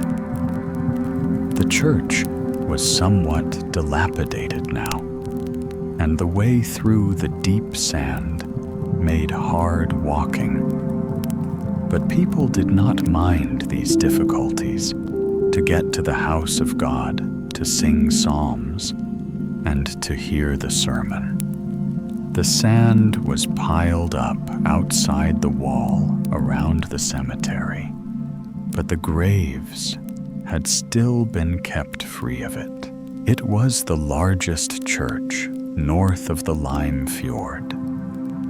The Virgin Mary with a golden crown on her head and the infant Savior in her arms was painted in bright colors above the altar. The holy apostles were ranged around the choir, and high on the wall there hung portraits of Skagen's old burgomasters and councilmen with their insignia of office. The pulpit was carved. The sun shone brightly into the church, lighting up the polished brass chandelier and the little vessel that hung down from the roof. Jorgen was overwhelmed by the same pure, childlike feeling of devotion that had thrilled his soul when a boy he had stood in the rich Spanish cathedral. But here the feeling was different, for in this place he felt that he was one of the congregation. After the sermon came the communion, and when Jorgen knelt with the others to receive the consecrated bread and wine, he found that he was kneeling next to Miss Clara. But his thoughts were so raised to God and the Holy Sacrament that not until they rose did he realize that she had been his neighbor. Then he saw the salt tears rolling down her cheeks. 2 days later, she sailed for Norway, and Jorgen went out to help on the farm and with the fishing. There were more fish to be caught there in those days than there are now. Shoals of mackerel shone brightly in the darkness of the night, thus betraying the course they were following. The sea robins snarled, and the crabs gave pitiful cries when they were caught. Fish are not as voiceless as people say. Jorgen was more quiet than they. He kept his secret, and yet someday it would perhaps burst forth. Every Sunday, when he sat in church and his eyes rested on the picture of the Virgin Mother, they also paused a moment on the spot where Miss Clara had knelt beside him, and he thought of her and her kindness to him. The autumn brought its rain and sleet. The water rose up in the town of Skagen, for the sand could not absorb it all. People had to wade through it, and sometimes even sail through the streets in boats.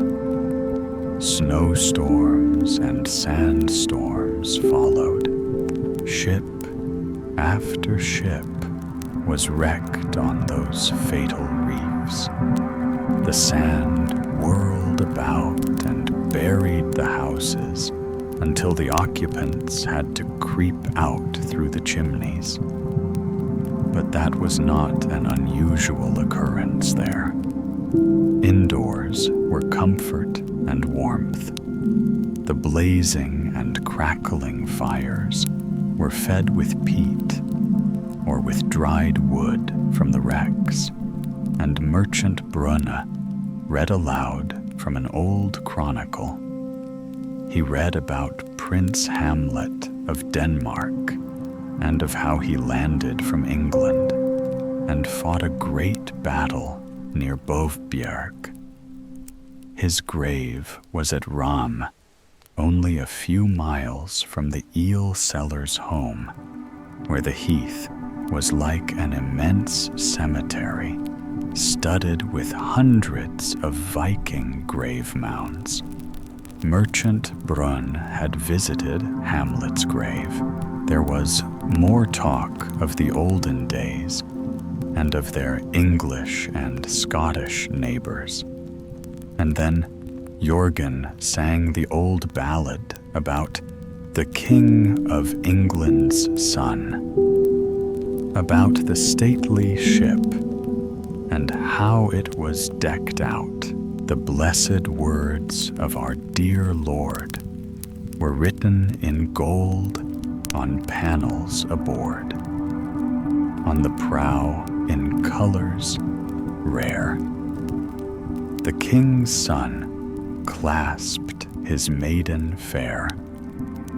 Jorgen sang this verse with especial sincerity, while his eyes, luminous and black from his birth, sparkled with more fire than ever. Thus the evenings passed pleasantly with song and reading. All were happy in that house, even the very animals. The tin shelves gleamed with clean plates. Hams and sausages hung under the ceiling, and they had winter supplies in abundance. Many rich farmhouses like this are still to be found in West Jutland, abundant as this one in good comfort, good cheer, good sense, and good humor, and like the tent of an Arab for hospitality.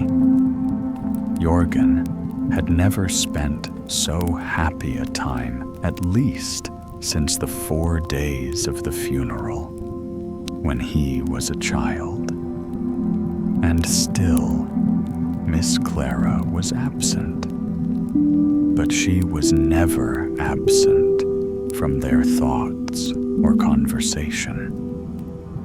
In April, a vessel was to be sent out to Norway to bring her home, and Jorgen was to go with it. He had become so joyous and hearty. Mother Brunne said that it was a pleasure to look at him. "And so it is to look at you," said the old merchant. "Jorgen has put new life in our winter evenings, and in Mother, too. Why, you have grown younger this year. You were once the prettiest girl in Viborg, and that's saying a lot, for I've always considered the girls of Viborg to be the prettiest." Jorgen said nothing in reply, but he couldn't help thinking of one Skagen girl, the one he was to bring home. One morning, Merchant Brunne went out to the lighthouse, which stands quite some distance from Old Skagen, but not far from Grenen. The signal lights had been extinguished for quite some time, for the sun was already high when he climbed the tower. 4 miles from the extreme point of land, the sand reefs stretched under water. Many ships could be seen that day, and among them, with the help of his telescope, he believed he could distinguish the Capron Brunne. That was the name of his vessel. Yes, there she was, sailing home with Clara and Jorgen on board. Clara sat on the deck and saw the sand dunes slowly appear in the distance. If the wind held, they would be home in an hour. So near were they to home, and its happiness so near to death and its terrors. Suddenly, a plank gave way in the ship, and the water poured in. They tried to plug the leak. The pumps worked furiously. The sails came down, and the distress flag was hoisted. They were still 4 miles out at sea, and the fishing boats that they could see were too far off. The wind carried them landward. The tide was in their favor, but they were not strong enough. When the ship began to sink, Jorgen threw his right arm about Clara. What a look she gave him, as crying on the holy name of our Lord, he leaped with her into the ocean. She shrieked in terror, but she knew he would never let go his hold. On the prow, in colors rare, the king's son clasped his maiden fair. Jorgen acted out the old words in this moment of terror and peril. How fortunate that he was an excellent swimmer. He made his way with his feet, and one free hand, the other clasped tightly around the girl. Now he floated. Now he trod water with his feet, using every trick he knew to husband his strength so that it might last till he reached shore. When he heard the girl sigh and felt a shuddering thrill pass through her body, he only held her closer. Now a wave rolled over them, but the current still carried them on. The water was so deep and clear that for a moment he fancied he saw shoals of mackerel flashing beneath them. Or was it Leviathan waiting to devour them? Shadows of the clouds swept over the water to be followed by dazzling sunshine. Flocks of birds flew screaming overhead, while wild ducks, heavily and sleepily drifting on the surface of the water, started into the air in panic at the sight of the swimmer. Jorgen felt his strength going fast when he was only a few cables' lengths from shore. But help was coming. A boat was drawing near. Just then, he distinctly saw a white figure in the water. A wave lifted him up. The figure came nearer. He felt a stunning shock, and everything became dark around him. There on the sand reef lay the wreck of a ship with the sea partly covering it. The white figurehead leaned against an anchor, and only the sharp iron edge projected above the water. Driven on by the fatal force of the current, Jorgen had struck against this figurehead. In a daze, he sank with his burden, but the next wave lifted him and the young girl. The fisherman got them both into his boat. Blood was streaming over Jorgen's face, and he looked as if he were dead. But he still held the girl so tightly they had to tear her from his arm. They placed Clara pale and lifeless in the boat and rowed toward Granen. All methods of restoring her were tried, but in vain. She was dead.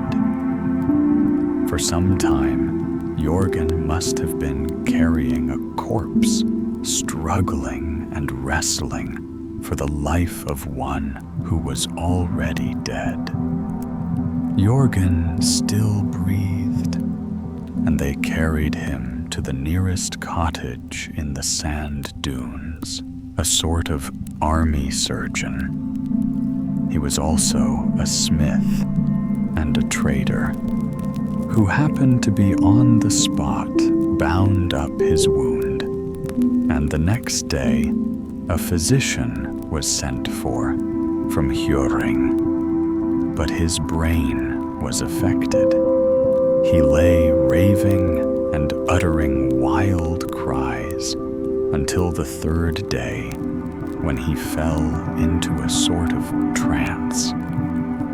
It seemed his life hung by a thread, and for this thread to give way, the doctor said, was the best wish they could have for him.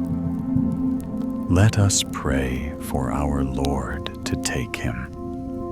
He will never be a man again. But life did not leave him. The thread did not break, though memory, and all other faculties of the mind were injured. It was horrible. Only a living body was left, a body that soon regained health and strength. Jorgen remained in Merchant Brunna's home. He lost his mind trying to save our child, said the old man. He is now our son, crazy. That was what they called Jorgen now, but it was hardly the right word. He was like a musical instrument with loosened strings that have lost the power of sound. Very rarely, and only for a few moments, would the old power seem to return. Then they would give old melodies, or a few chords would be played. Sometimes, pictures of the past would seem to rise before his mind, but then they would fade away into the mist, and once more he would sit with a blank, motionless, thoughtless face. We can only hope that he did not suffer. His dark eyes had lost their brightness and looked like black, clouded glass. Poor, crazy Jorgen, people said. And this was he who, before he was born, was destined to have such a rich, earthly fortune and such happiness that it would be arrogance, terrible vanity, even to wish for or believe in an afterlife. Were all the fine qualities of his soul wasted? Only cruel days, anguish, and broken hopes had been his lot. He was like a precious root, which is torn from its rich soil and flung out to rot in the sand. Could this really be the destiny of a soul created in the image of God?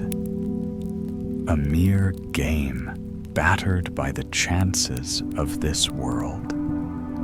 No, the God of love will compensate him in another life for all that he lost and suffered in this.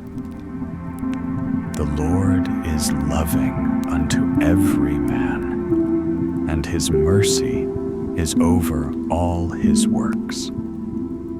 The pious old wife of Merchant Brunna repeated these words from the Psalms of David in faith and comfort, and she prayed that our Lord would soon end Jorgen's life of sorrow and take him to enjoy God's gift of grace, the life everlasting. Clara lay buried in the churchyard where the sand drifted over the walls, but Jorgen did not seem to know this. It never penetrated the narrow world of his thoughts, which lived only in fragments from the past. Every Sunday, he accompanied the family to church and sat quietly with a blank face. Once during the psalm singing, he sighed deeply, and his eyes took on life. He was gazing at the altar, at the very spot where over a year ago he had knelt beside his dead friend. His face turned white.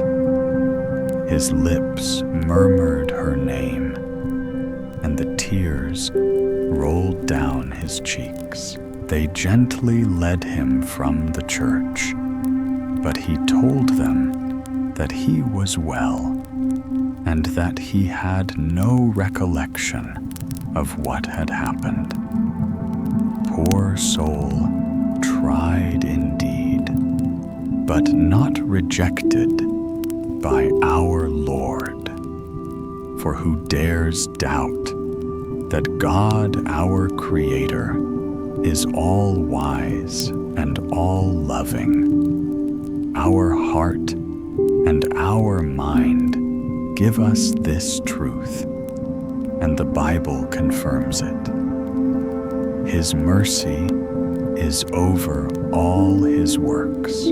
In Spain, where gilded Moorish cupolas are fanned by the warm breezes amid laurels and orange trees, and where song and castanets are heard, a childless old man, the rich merchant, sat in his beautiful palace, sadly watching a procession of pretty children passing through the street with torches and waving banners. How much of his wealth would he not give to have such children himself? He thought of his daughter and her child, who perhaps had never seen the light of this world, hence would never attain the glory of paradise. Poor child, yes, poor child. Indeed, a child still though past 30 years old, for Jorgen had lived thus for many years in Old Skagen. The flying sand had drifted over the graves in the churchyard, up to the very walls of the church. Here among those who had gone before them, among relatives and friends, the dead were still being buried. Merchant Brunne and his wife now rested here under the white sand among their children. It was early in the year, the time of storms. The sand curled up like smoke from the sand dunes. The ocean tossed huge waves. Large flocks of birds, like storm clouds, flew screaming overhead, and ship after ship was wrecked on those fatal reefs that stretched along the coast from Skagen to the Hundsby sand dunes. One afternoon, as Jorgen sat alone in his room, a sudden light broke in his mind. It was the same restless feeling that had often, in his younger years, driven him out over the sand dunes or the heath. "Home, home," he said. No one heard him. He left the house, and sand and pebbles whirled around him and beat into his face. He went toward the church, where the sand lay drifted up against the wall and half covered the windows. The church door was unlocked and easy to open. Jorgen went in. The wind raged and howled over the town of Skagen. Such a hurricane had not been known within the memory of man. It was awful weather, but Jorgen was sheltered within the house of God. And while black night reigned outside, within him everything grew bright, bright with the light of the immortal soul. He felt as if the heavy stone in his head had burst with a clang. He imagined that the organ was playing, but it was only the storm and the roaring of the ocean that he heard. As he sat down in one of the pews, he thought the candles were being lighted one by one until there was a blaze of light, such as he had only seen in the land of the Spaniards. Then all the portraits of the old councillors and burgomasters came to life. They stepped down from the walls where they had hung for so many years and seated themselves in the choir. Then the gates and doors of the church swung open, and all the dead entered festively dressed, as was customary in the olden days. Sweet music was played as they walked in and seated themselves in the pews. The psalm singing swelled like the rolling of the ocean. Jorgen's old foster parents from the Hundsby sand dunes were there, and the good merchant Brunne and his wife. And beside them, next to Jorgen, sat their gentle, loving daughter. She gave her hand to Jorgen, and together they went up to the altar where they had knelt once before, and the pastor joined their hands and consecrated them to a life of love. Then the sound of the trumpet burst forth marvelously, like the voice of child, full of longing and expectation. It swelled into the sound of an organ full of rich, glorious tones, blessed to hear, and yet mighty enough to burst the tombstones on the graves. The ship hanging in the choir sank downward in front of them, and grew vast and splendid, with silken sails and golden masts, with anchors of red gold and ropes of silken twine, like the ship in the old ballad.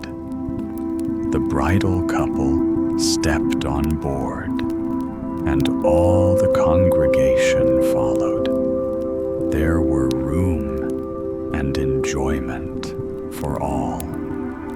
Then the arches and walls of the church blossomed like the elder and the fragrant lime trees. Joyfully, they waved their green branches and bowed and parted.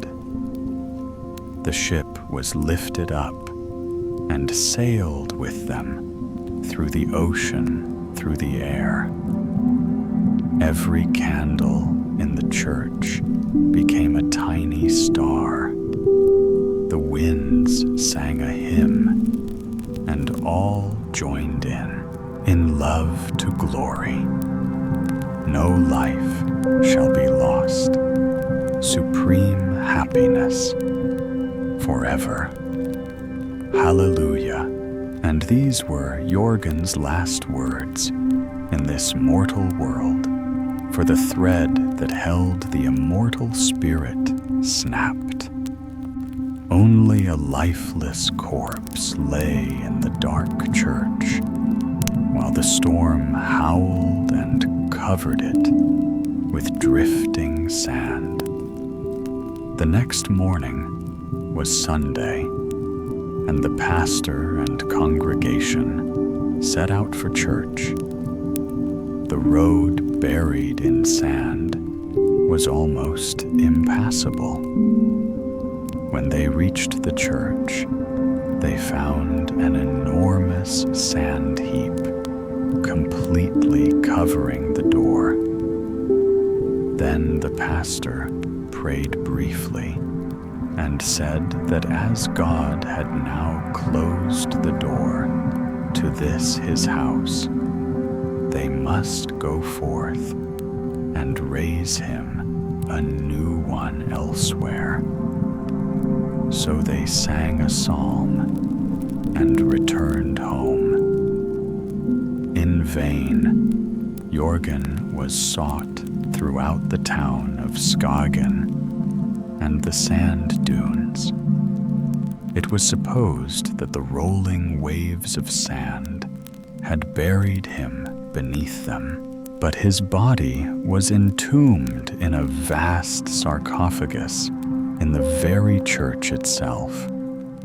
During the storm, our Lord cast earth over his coffin.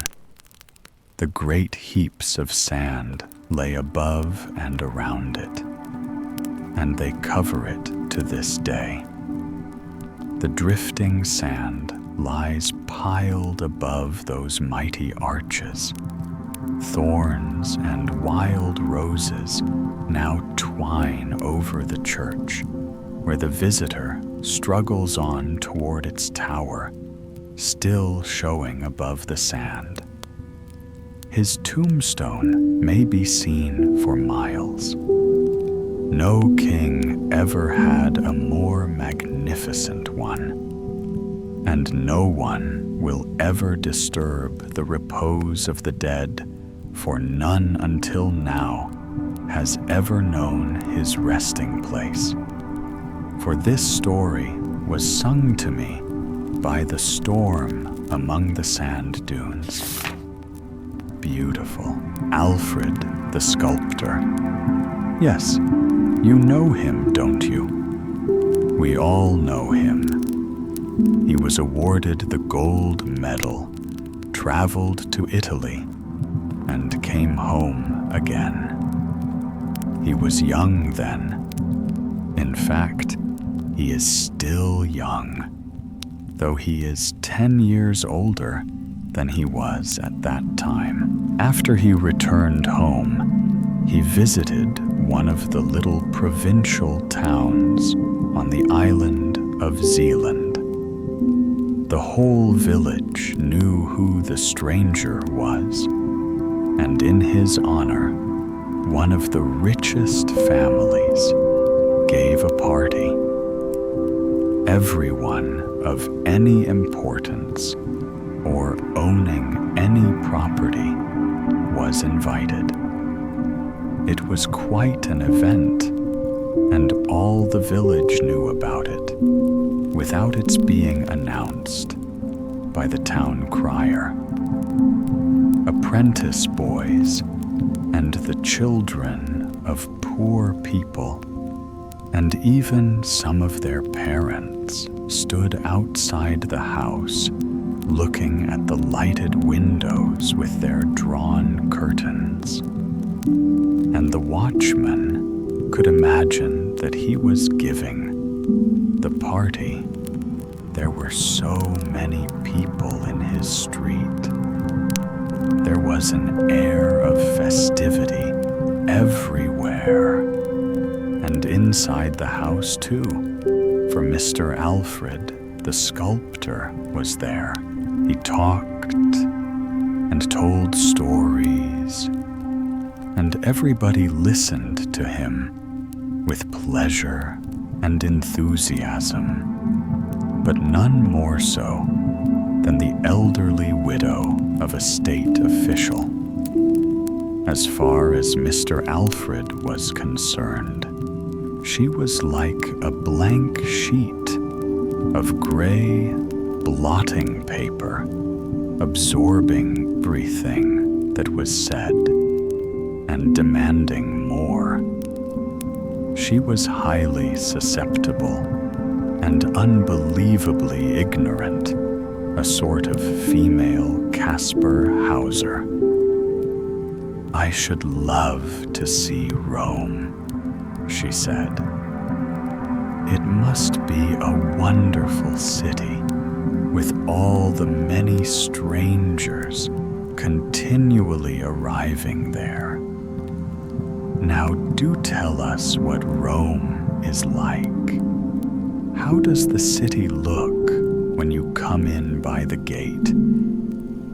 "It is not easy to describe it," said the young sculptor. "There's a great open place, and in the middle of it, there is an obelisk that is 4,000 years old." "An organist," cried the lady, who had never heard the word obelisk. Some of the guests could hardly keep from laughing, among them the sculptor. But the smile that rose to his lips quickly faded away, for he saw close by the lady a pair of dark blue eyes. They belonged to the daughter of the lady who had been talking, and anyone with such a daughter could not really be silly.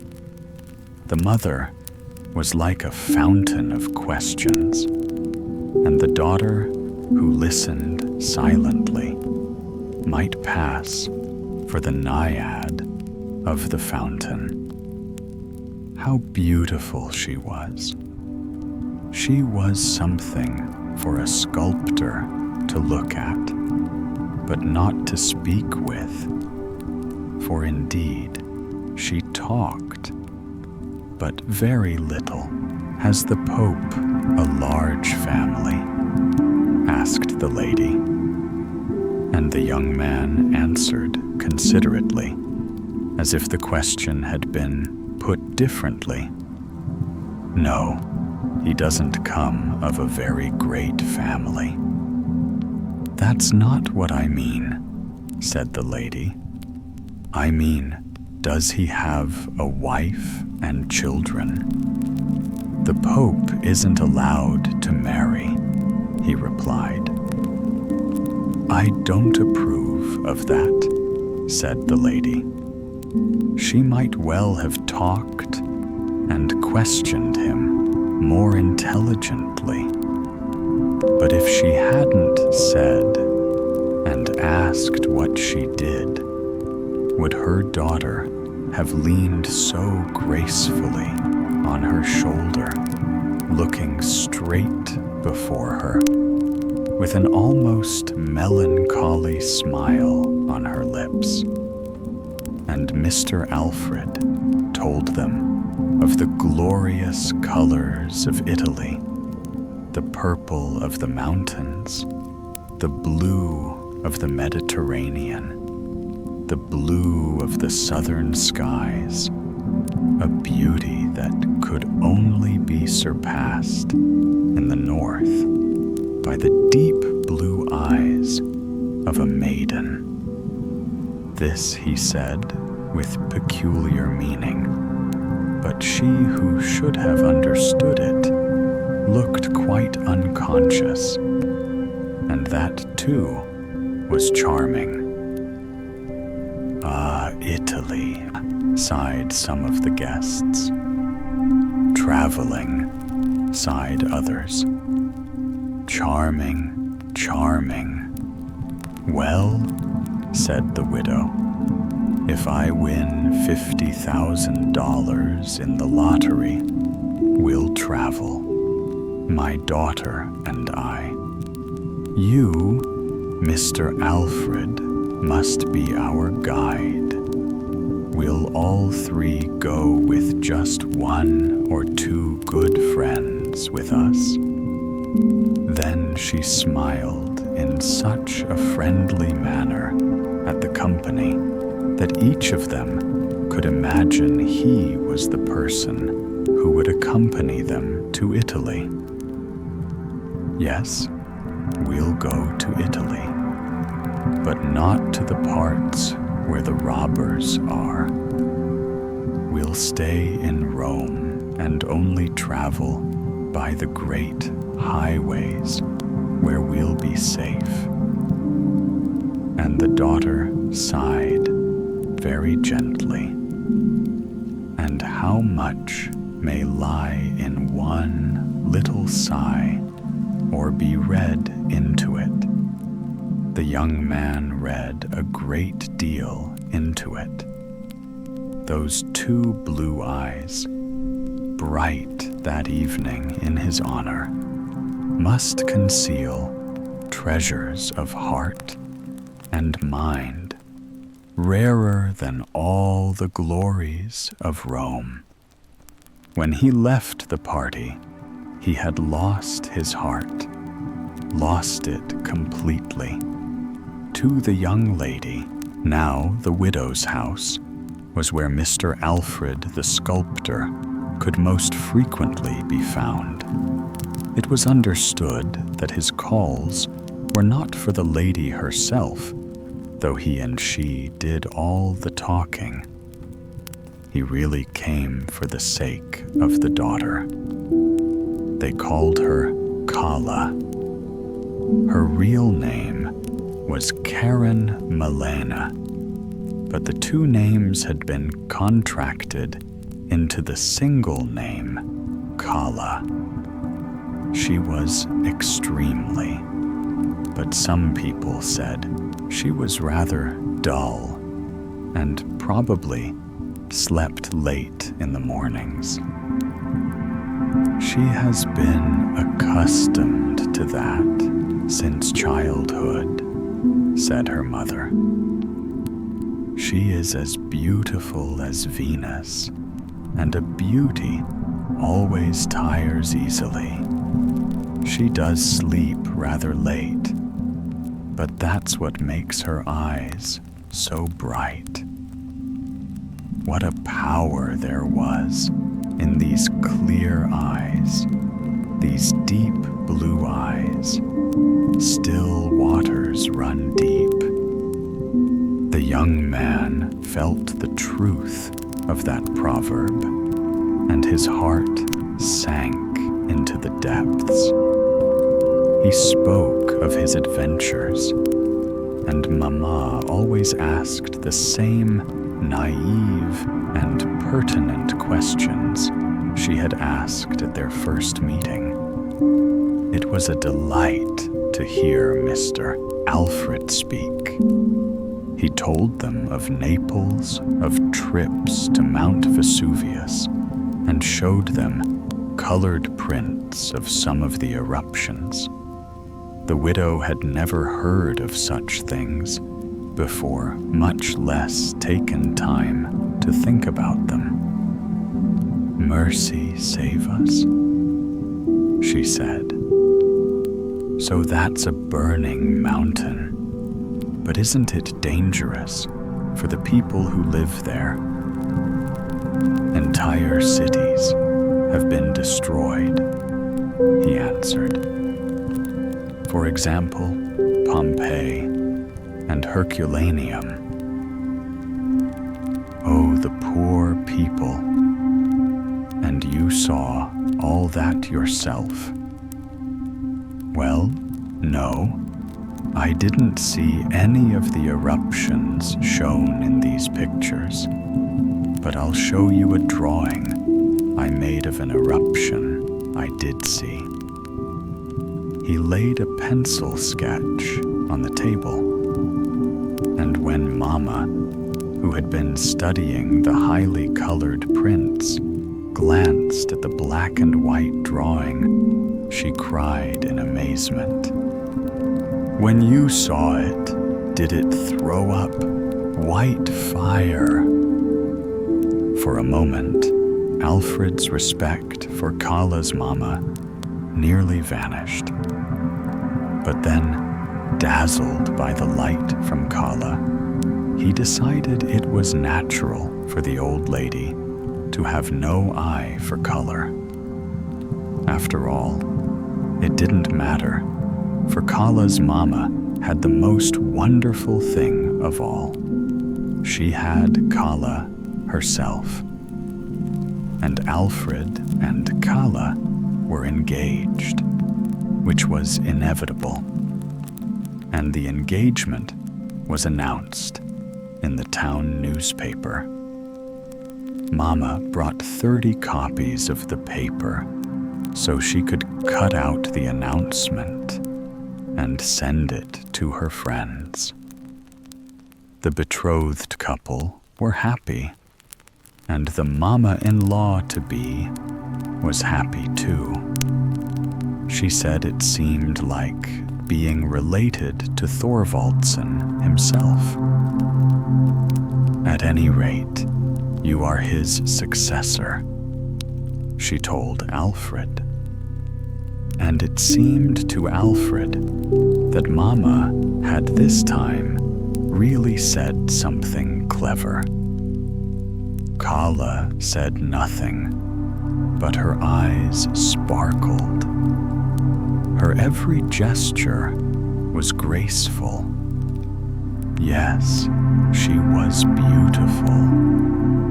That cannot be repeated too often. Alfred made busts of Kala and his future mama-in-law. They sat for him and watched how he molded and smoothed the soft clay between his fingers.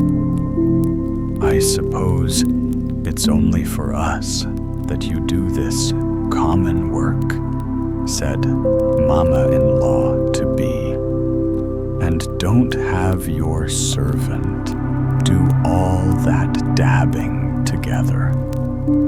No, I have to mold the clay myself," he explained. "Oh yes, you're always so exceedingly polite," said Mama, while Kala silently pressed his hand, still soiled by the clay. Then he unfolded to both of them the loveliness of nature in creation. explaining how the living stood higher in the scale than the dead, how the plant was above the mineral, the animal above the plant, and man above the animal, how mind and beauty are united in outward form, and how it was the task of the sculptor to seize that beauty and imprison it in his works.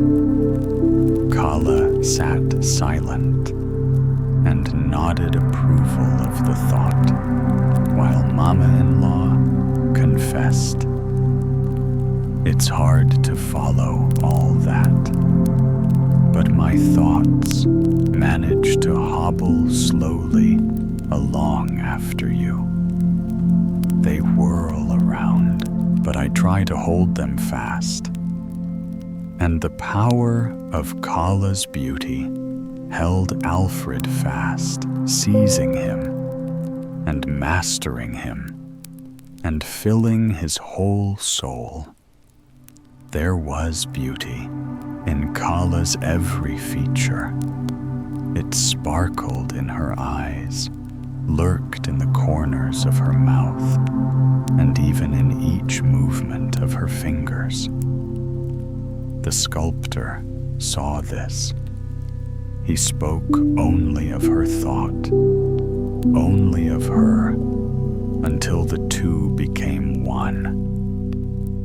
Thus it might be said that she also spoke often, for he was always talking of her, and they two were one. Such was the betrothal.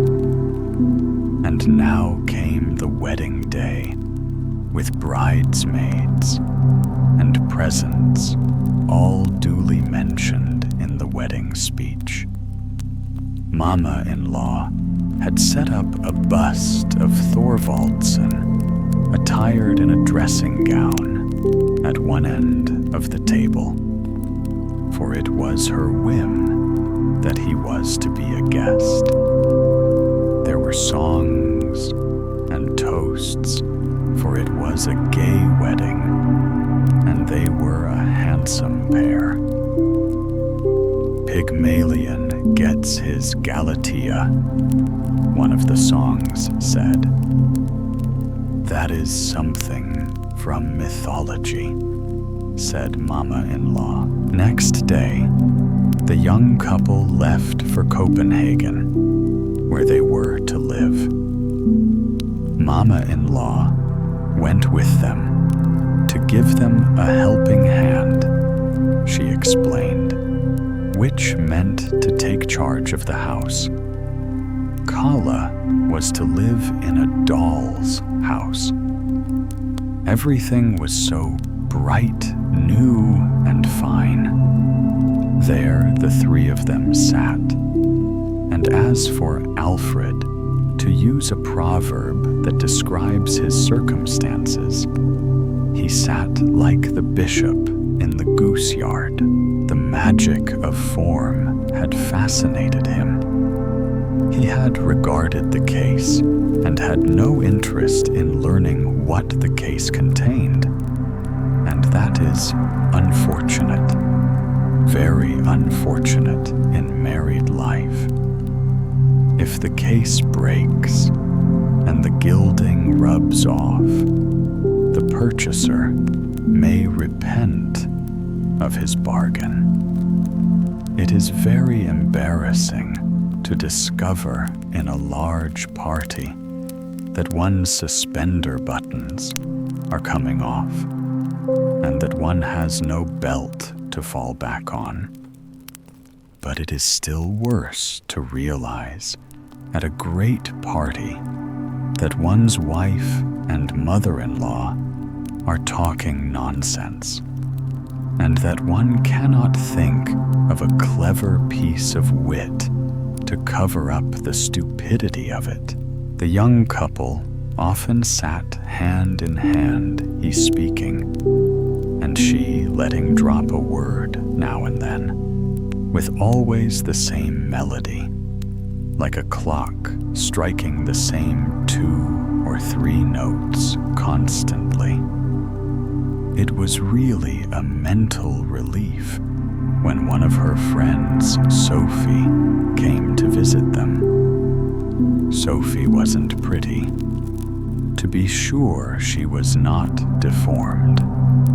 Kayla always said she was a little crooked, but no one but a female friend would have noticed that.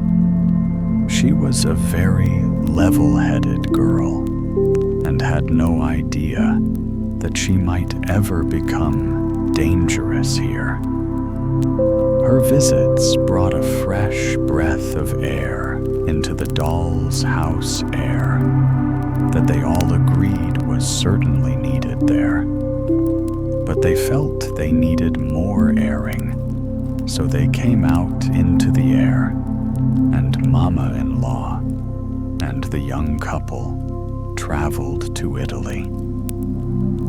Thank heaven we are back in our own home again, said both mother and daughter when they and Alfred returned home a year later. Traveling is no fun, said Mama-in-law. On the contrary, it's very tiring. Pardon me for saying so.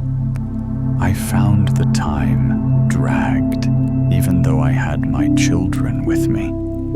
And it is expensive, very expensive to travel. All those galleries you have to see, and all the things you have to look at. You must do it for self-protection, because when you get back, people are sure to ask you about them. And then they're sure to tell you that you've missed the most worthwhile things. I got so tired at last of those everlasting Madonnas. I thought I would turn into a Madonna myself. And the food one gets, said Carla.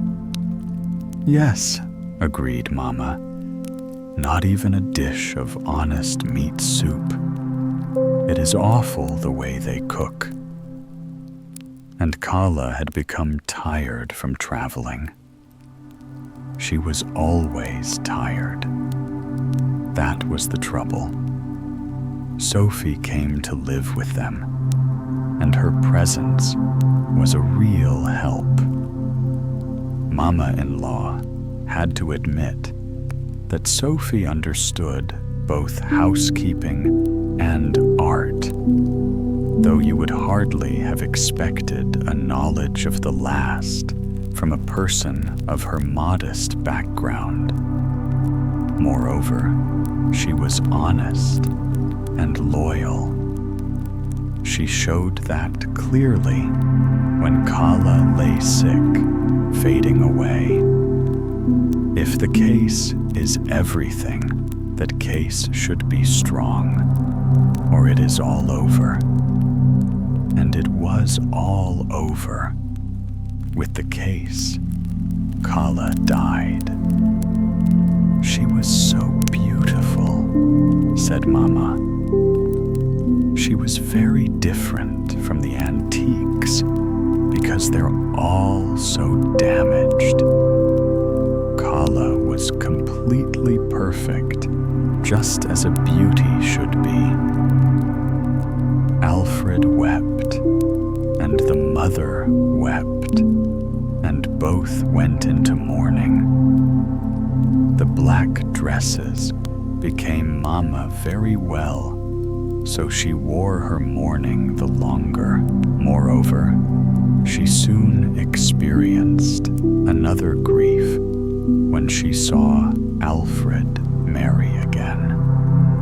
And he married Sophie, who had no looks at all. He has gone from one extreme to the other, said Mama-in-law. Gone from the most beautiful to the ugliest. how could he forget his first wife? Men have no constancy. Now my husband was entirely different, and he died before I did. Pygmalion got his Galatea, said Alfred. Yes, that's what the wedding song said. I really fell in love with a beautiful statue which came to life in my arms, but the soulmate that heaven sends down to us, one of its angels, who can comfort and sympathize with and uplift us, I have not found or won till now. You came to me, Sophie, not in the glory of superficial beauty, but fair enough, prettier than was necessary. The most important thing is still the most important. You came to teach a sculptor that his work is only clay, and dust only the outward form in a fabric that passes away, and that we must seek the spirit within. Poor Kala, ours was but a wayfarer's life. In the next world, where we shall come together through sympathy, we shall probably be half strangers to each other. That was not spoken kindly, said Sophie. Not like a true Christian. In the next world, where there is no marriage, but where, as you say, souls find each other through sympathy, where everything beautiful is developed and elevated, her soul may attain such completeness that it may resound far more melodiously than mine. Then you will again utter the first exciting cry of your love. Beautiful, beautiful.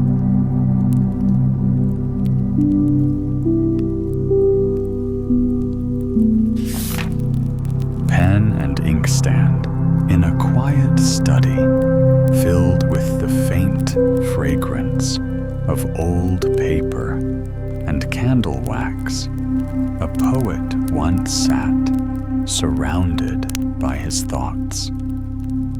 The twilight hour had deepened, and a soft glow from the lamp spread across the table, where lay an assortment of humble yet noble instruments of art quills, paper books, and among them a small inkstand, dark and glistening. Someone gazing thoughtfully at it murmured, "It's strange what can come out of that inkstand. Who knows what marvel will emerge next? Truly, it's strange, strange indeed," replied the inkstand, swelling with pride. Unbelievable. I would say I have always maintained that very opinion. Its tone was one of great self-importance, and it spoke not only to the pen beside it, but also to the scissors, the paper knife, the sealing wax. Who would listen? It's quite astonishing. The inkstand continued what flows from me, a mystery beyond comprehension. Each time that great man dips into me, I tremble with anticipation. for I never know what wonders I shall produce next.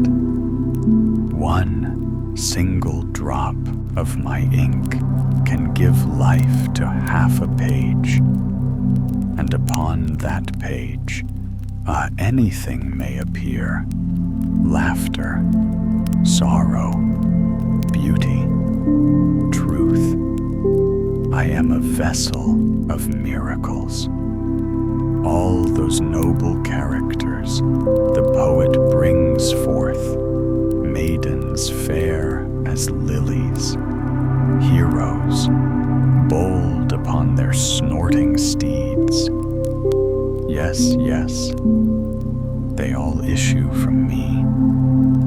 It is my doing. I alone give them form. You seem quite sure of yourself, interrupted the pen, its nib gleaming sharply. But allow me to correct you, my friend. You mistake your role entirely. Nothing of thought or spirit comes out of you. You merely hold a liquid, nothing more. It is I who shape that liquid into words. Through me, the poet's ideas find life upon the page.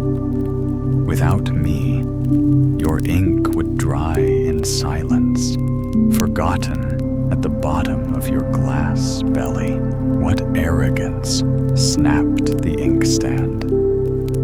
You are a mere instrument, a servant that wears out after a week of work. I have seen dozens of your kind quills from geese pens of English steel, all boasting the same nonsense before being cast aside. You imagine you are the poet. No, dear, pen, it is I who endure, I who give the substance from which masterpieces are born. And I should dearly like to know what the next masterpiece will be that comes from me. Inkpot retorted, the pen quivering with indignation. That evening, the poet returned. The air outside was still trembling with the echoes of a concert. He had attended a performance so splendid that his heart still beat to the rhythm of its melodies. A violinist had played as if possessed by heaven's own fire. From his instrument had poured a golden river of sound tones, soft as the murmur of a brook, tones bright as drops of morning dew tones, wild as a storm through pine forests. There were moments when the poet fancied he heard the laughter of angels, others when he thought his own heart was weeping. But the tears were of sweetness, not sorrow. It had seemed to his wondering mind that the violin itself lived, that the wood, the strings, the bridge, the bow, every fiber of it breathed music. It was not merely played, it spoke. And as the notes rose and fell, so did his soul. The melody had carried him to that realm where mortal thought ends and inspiration begins. When he reached his study, he still heard the music echoing faintly within him. He sat, took up his pen, dipped it into the inkstand, and wrote. His hand moved as if guided by something greater than himself, and soon words filled the page. How foolish it would be for the violin and bow to boast of their achievements. For though they sing divinely, the music belongs to the master who wields them. And yet, we human beings so often behave as the violin might, forgetting the hand that moves us. Poets, artists, generals, scientists, we are all instruments.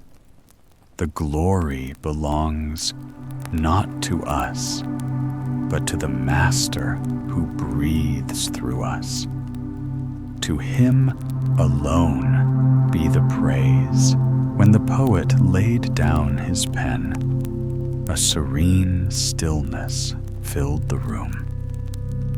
He titled the page, "The Master and the Instruments." Ha, said the pen proudly when the poet had gone. "Did you hear that Madam Inkstand?" He read aloud what I wrote. "What I wrote, what you wrote," scoffed the Inkstand. "You mean what I gave you to write." The satire was aimed directly at you, foolish stick of vanity. You truly cannot tell when someone mocks you. Oh yes, that was my doing, and a fine lesson it was. How I stung you with my words. Inkpot, shouted the pen, bristling. Scribble stick, hissed the inkstand. They both glared, each convinced of victory. At last, satisfied that they had each delivered a sharp and witty retort, they fell silent. And as often happens after a quarrel, they both felt oddly content, and soon drifted into sleep, each dreaming of triumph. But the poet did not sleep. The echoes of the concert still resonated in his soul.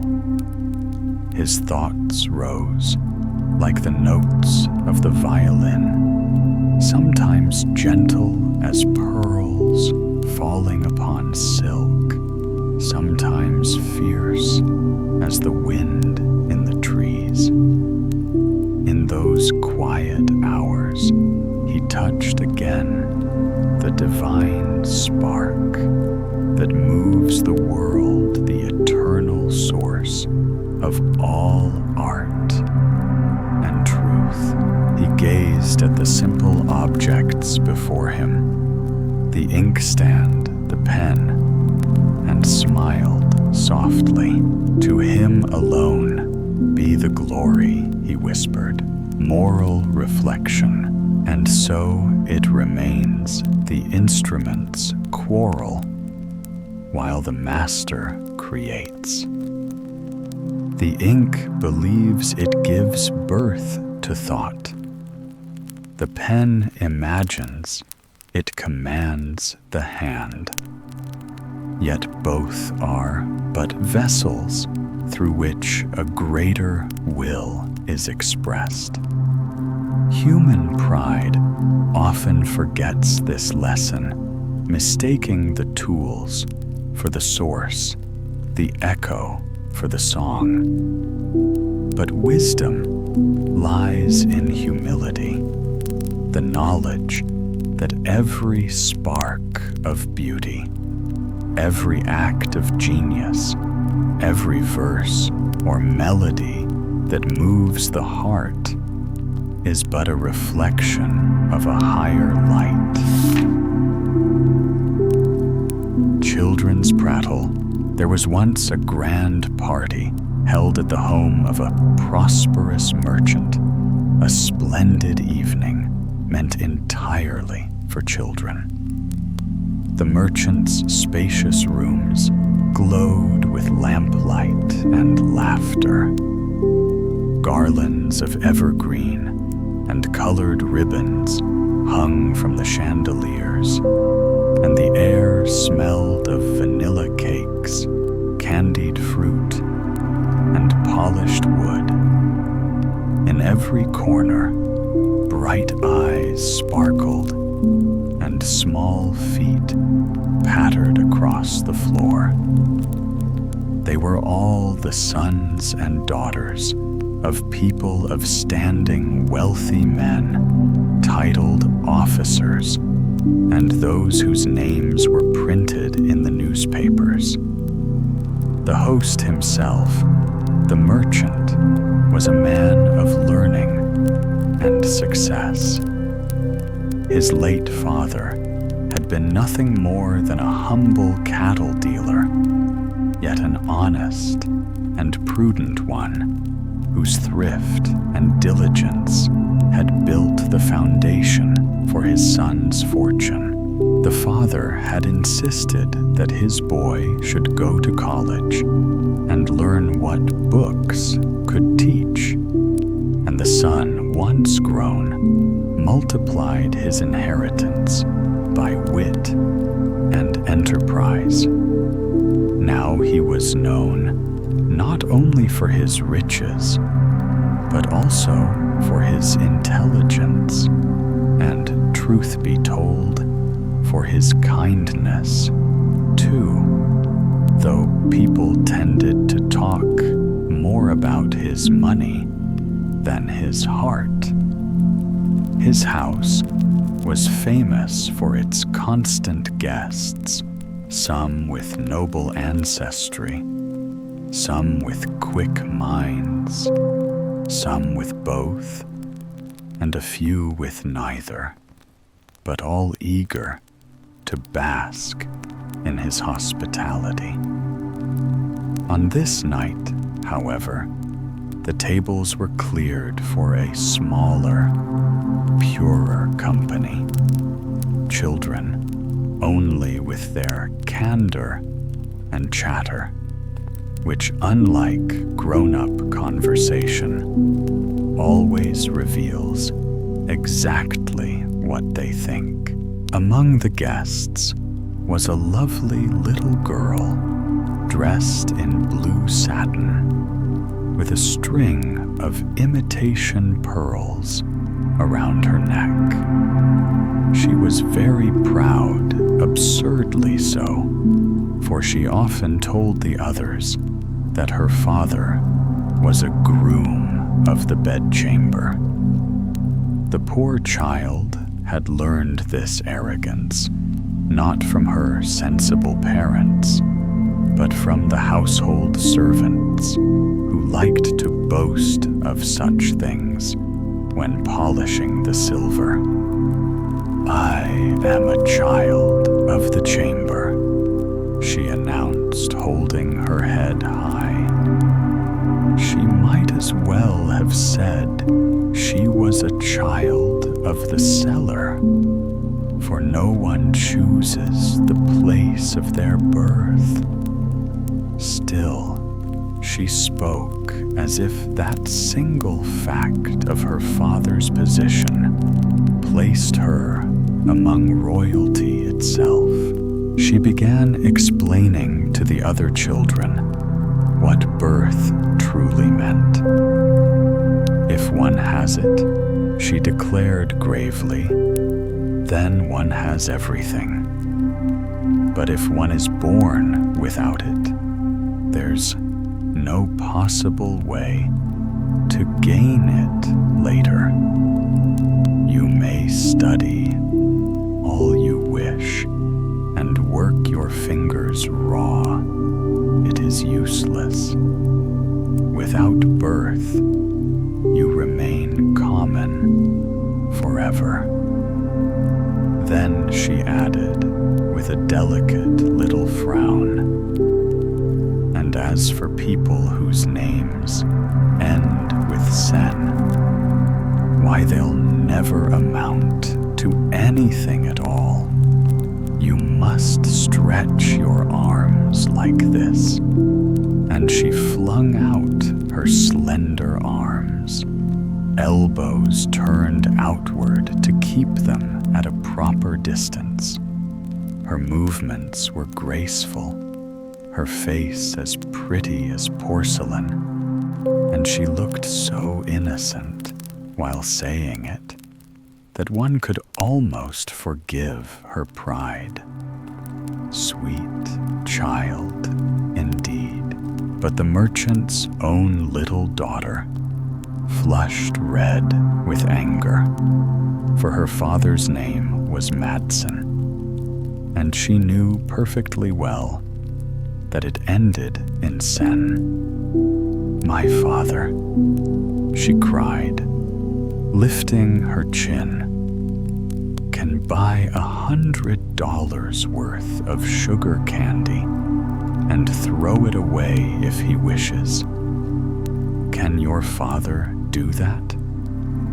It was a bold answer, born of wounded pride, yet very human and very childish.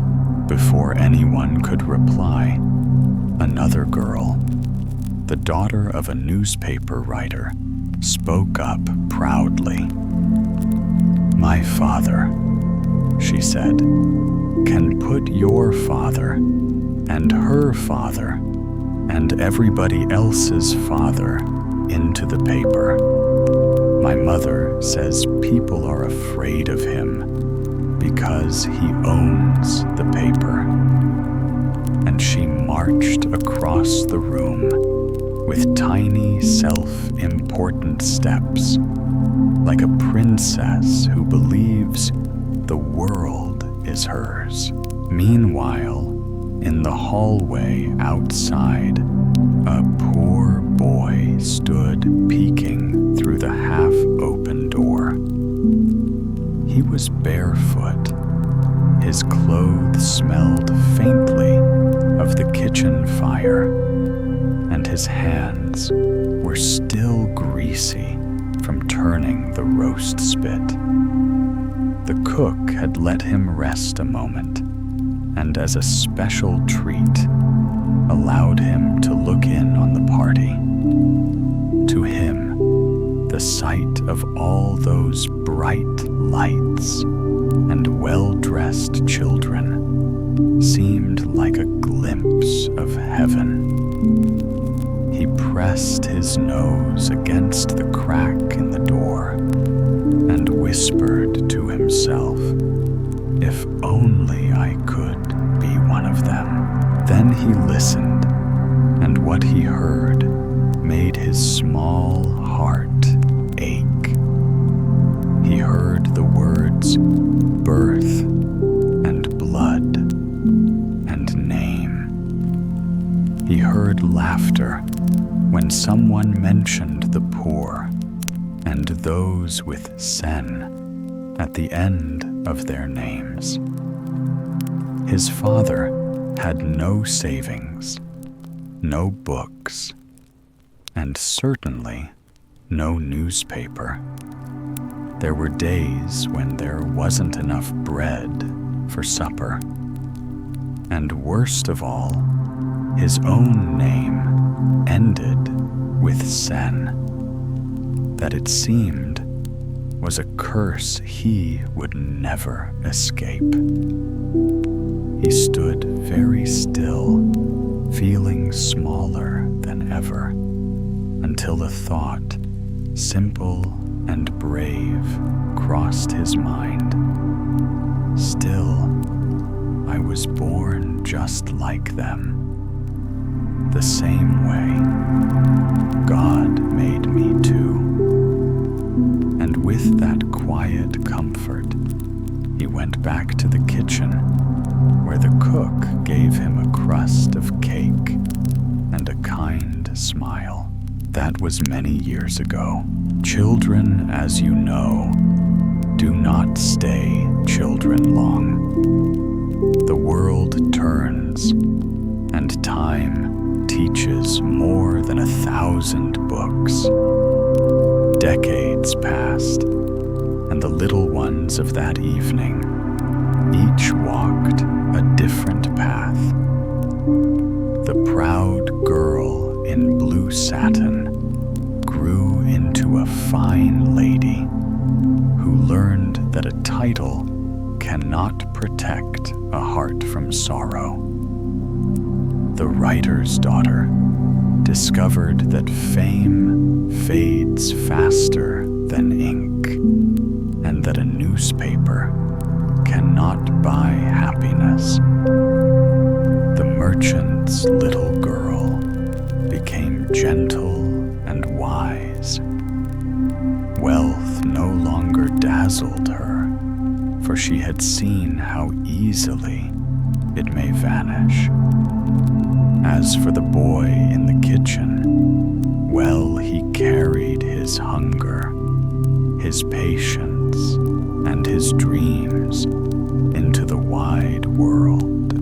He worked with his hands, shaping clay and stone.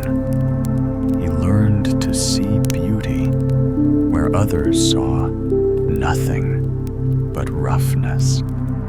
When he was tired, he thought of the warm light spilling from that distant room, and the laughter that had once excluded him. He let the memory drive him, not to bitterness, but to creation.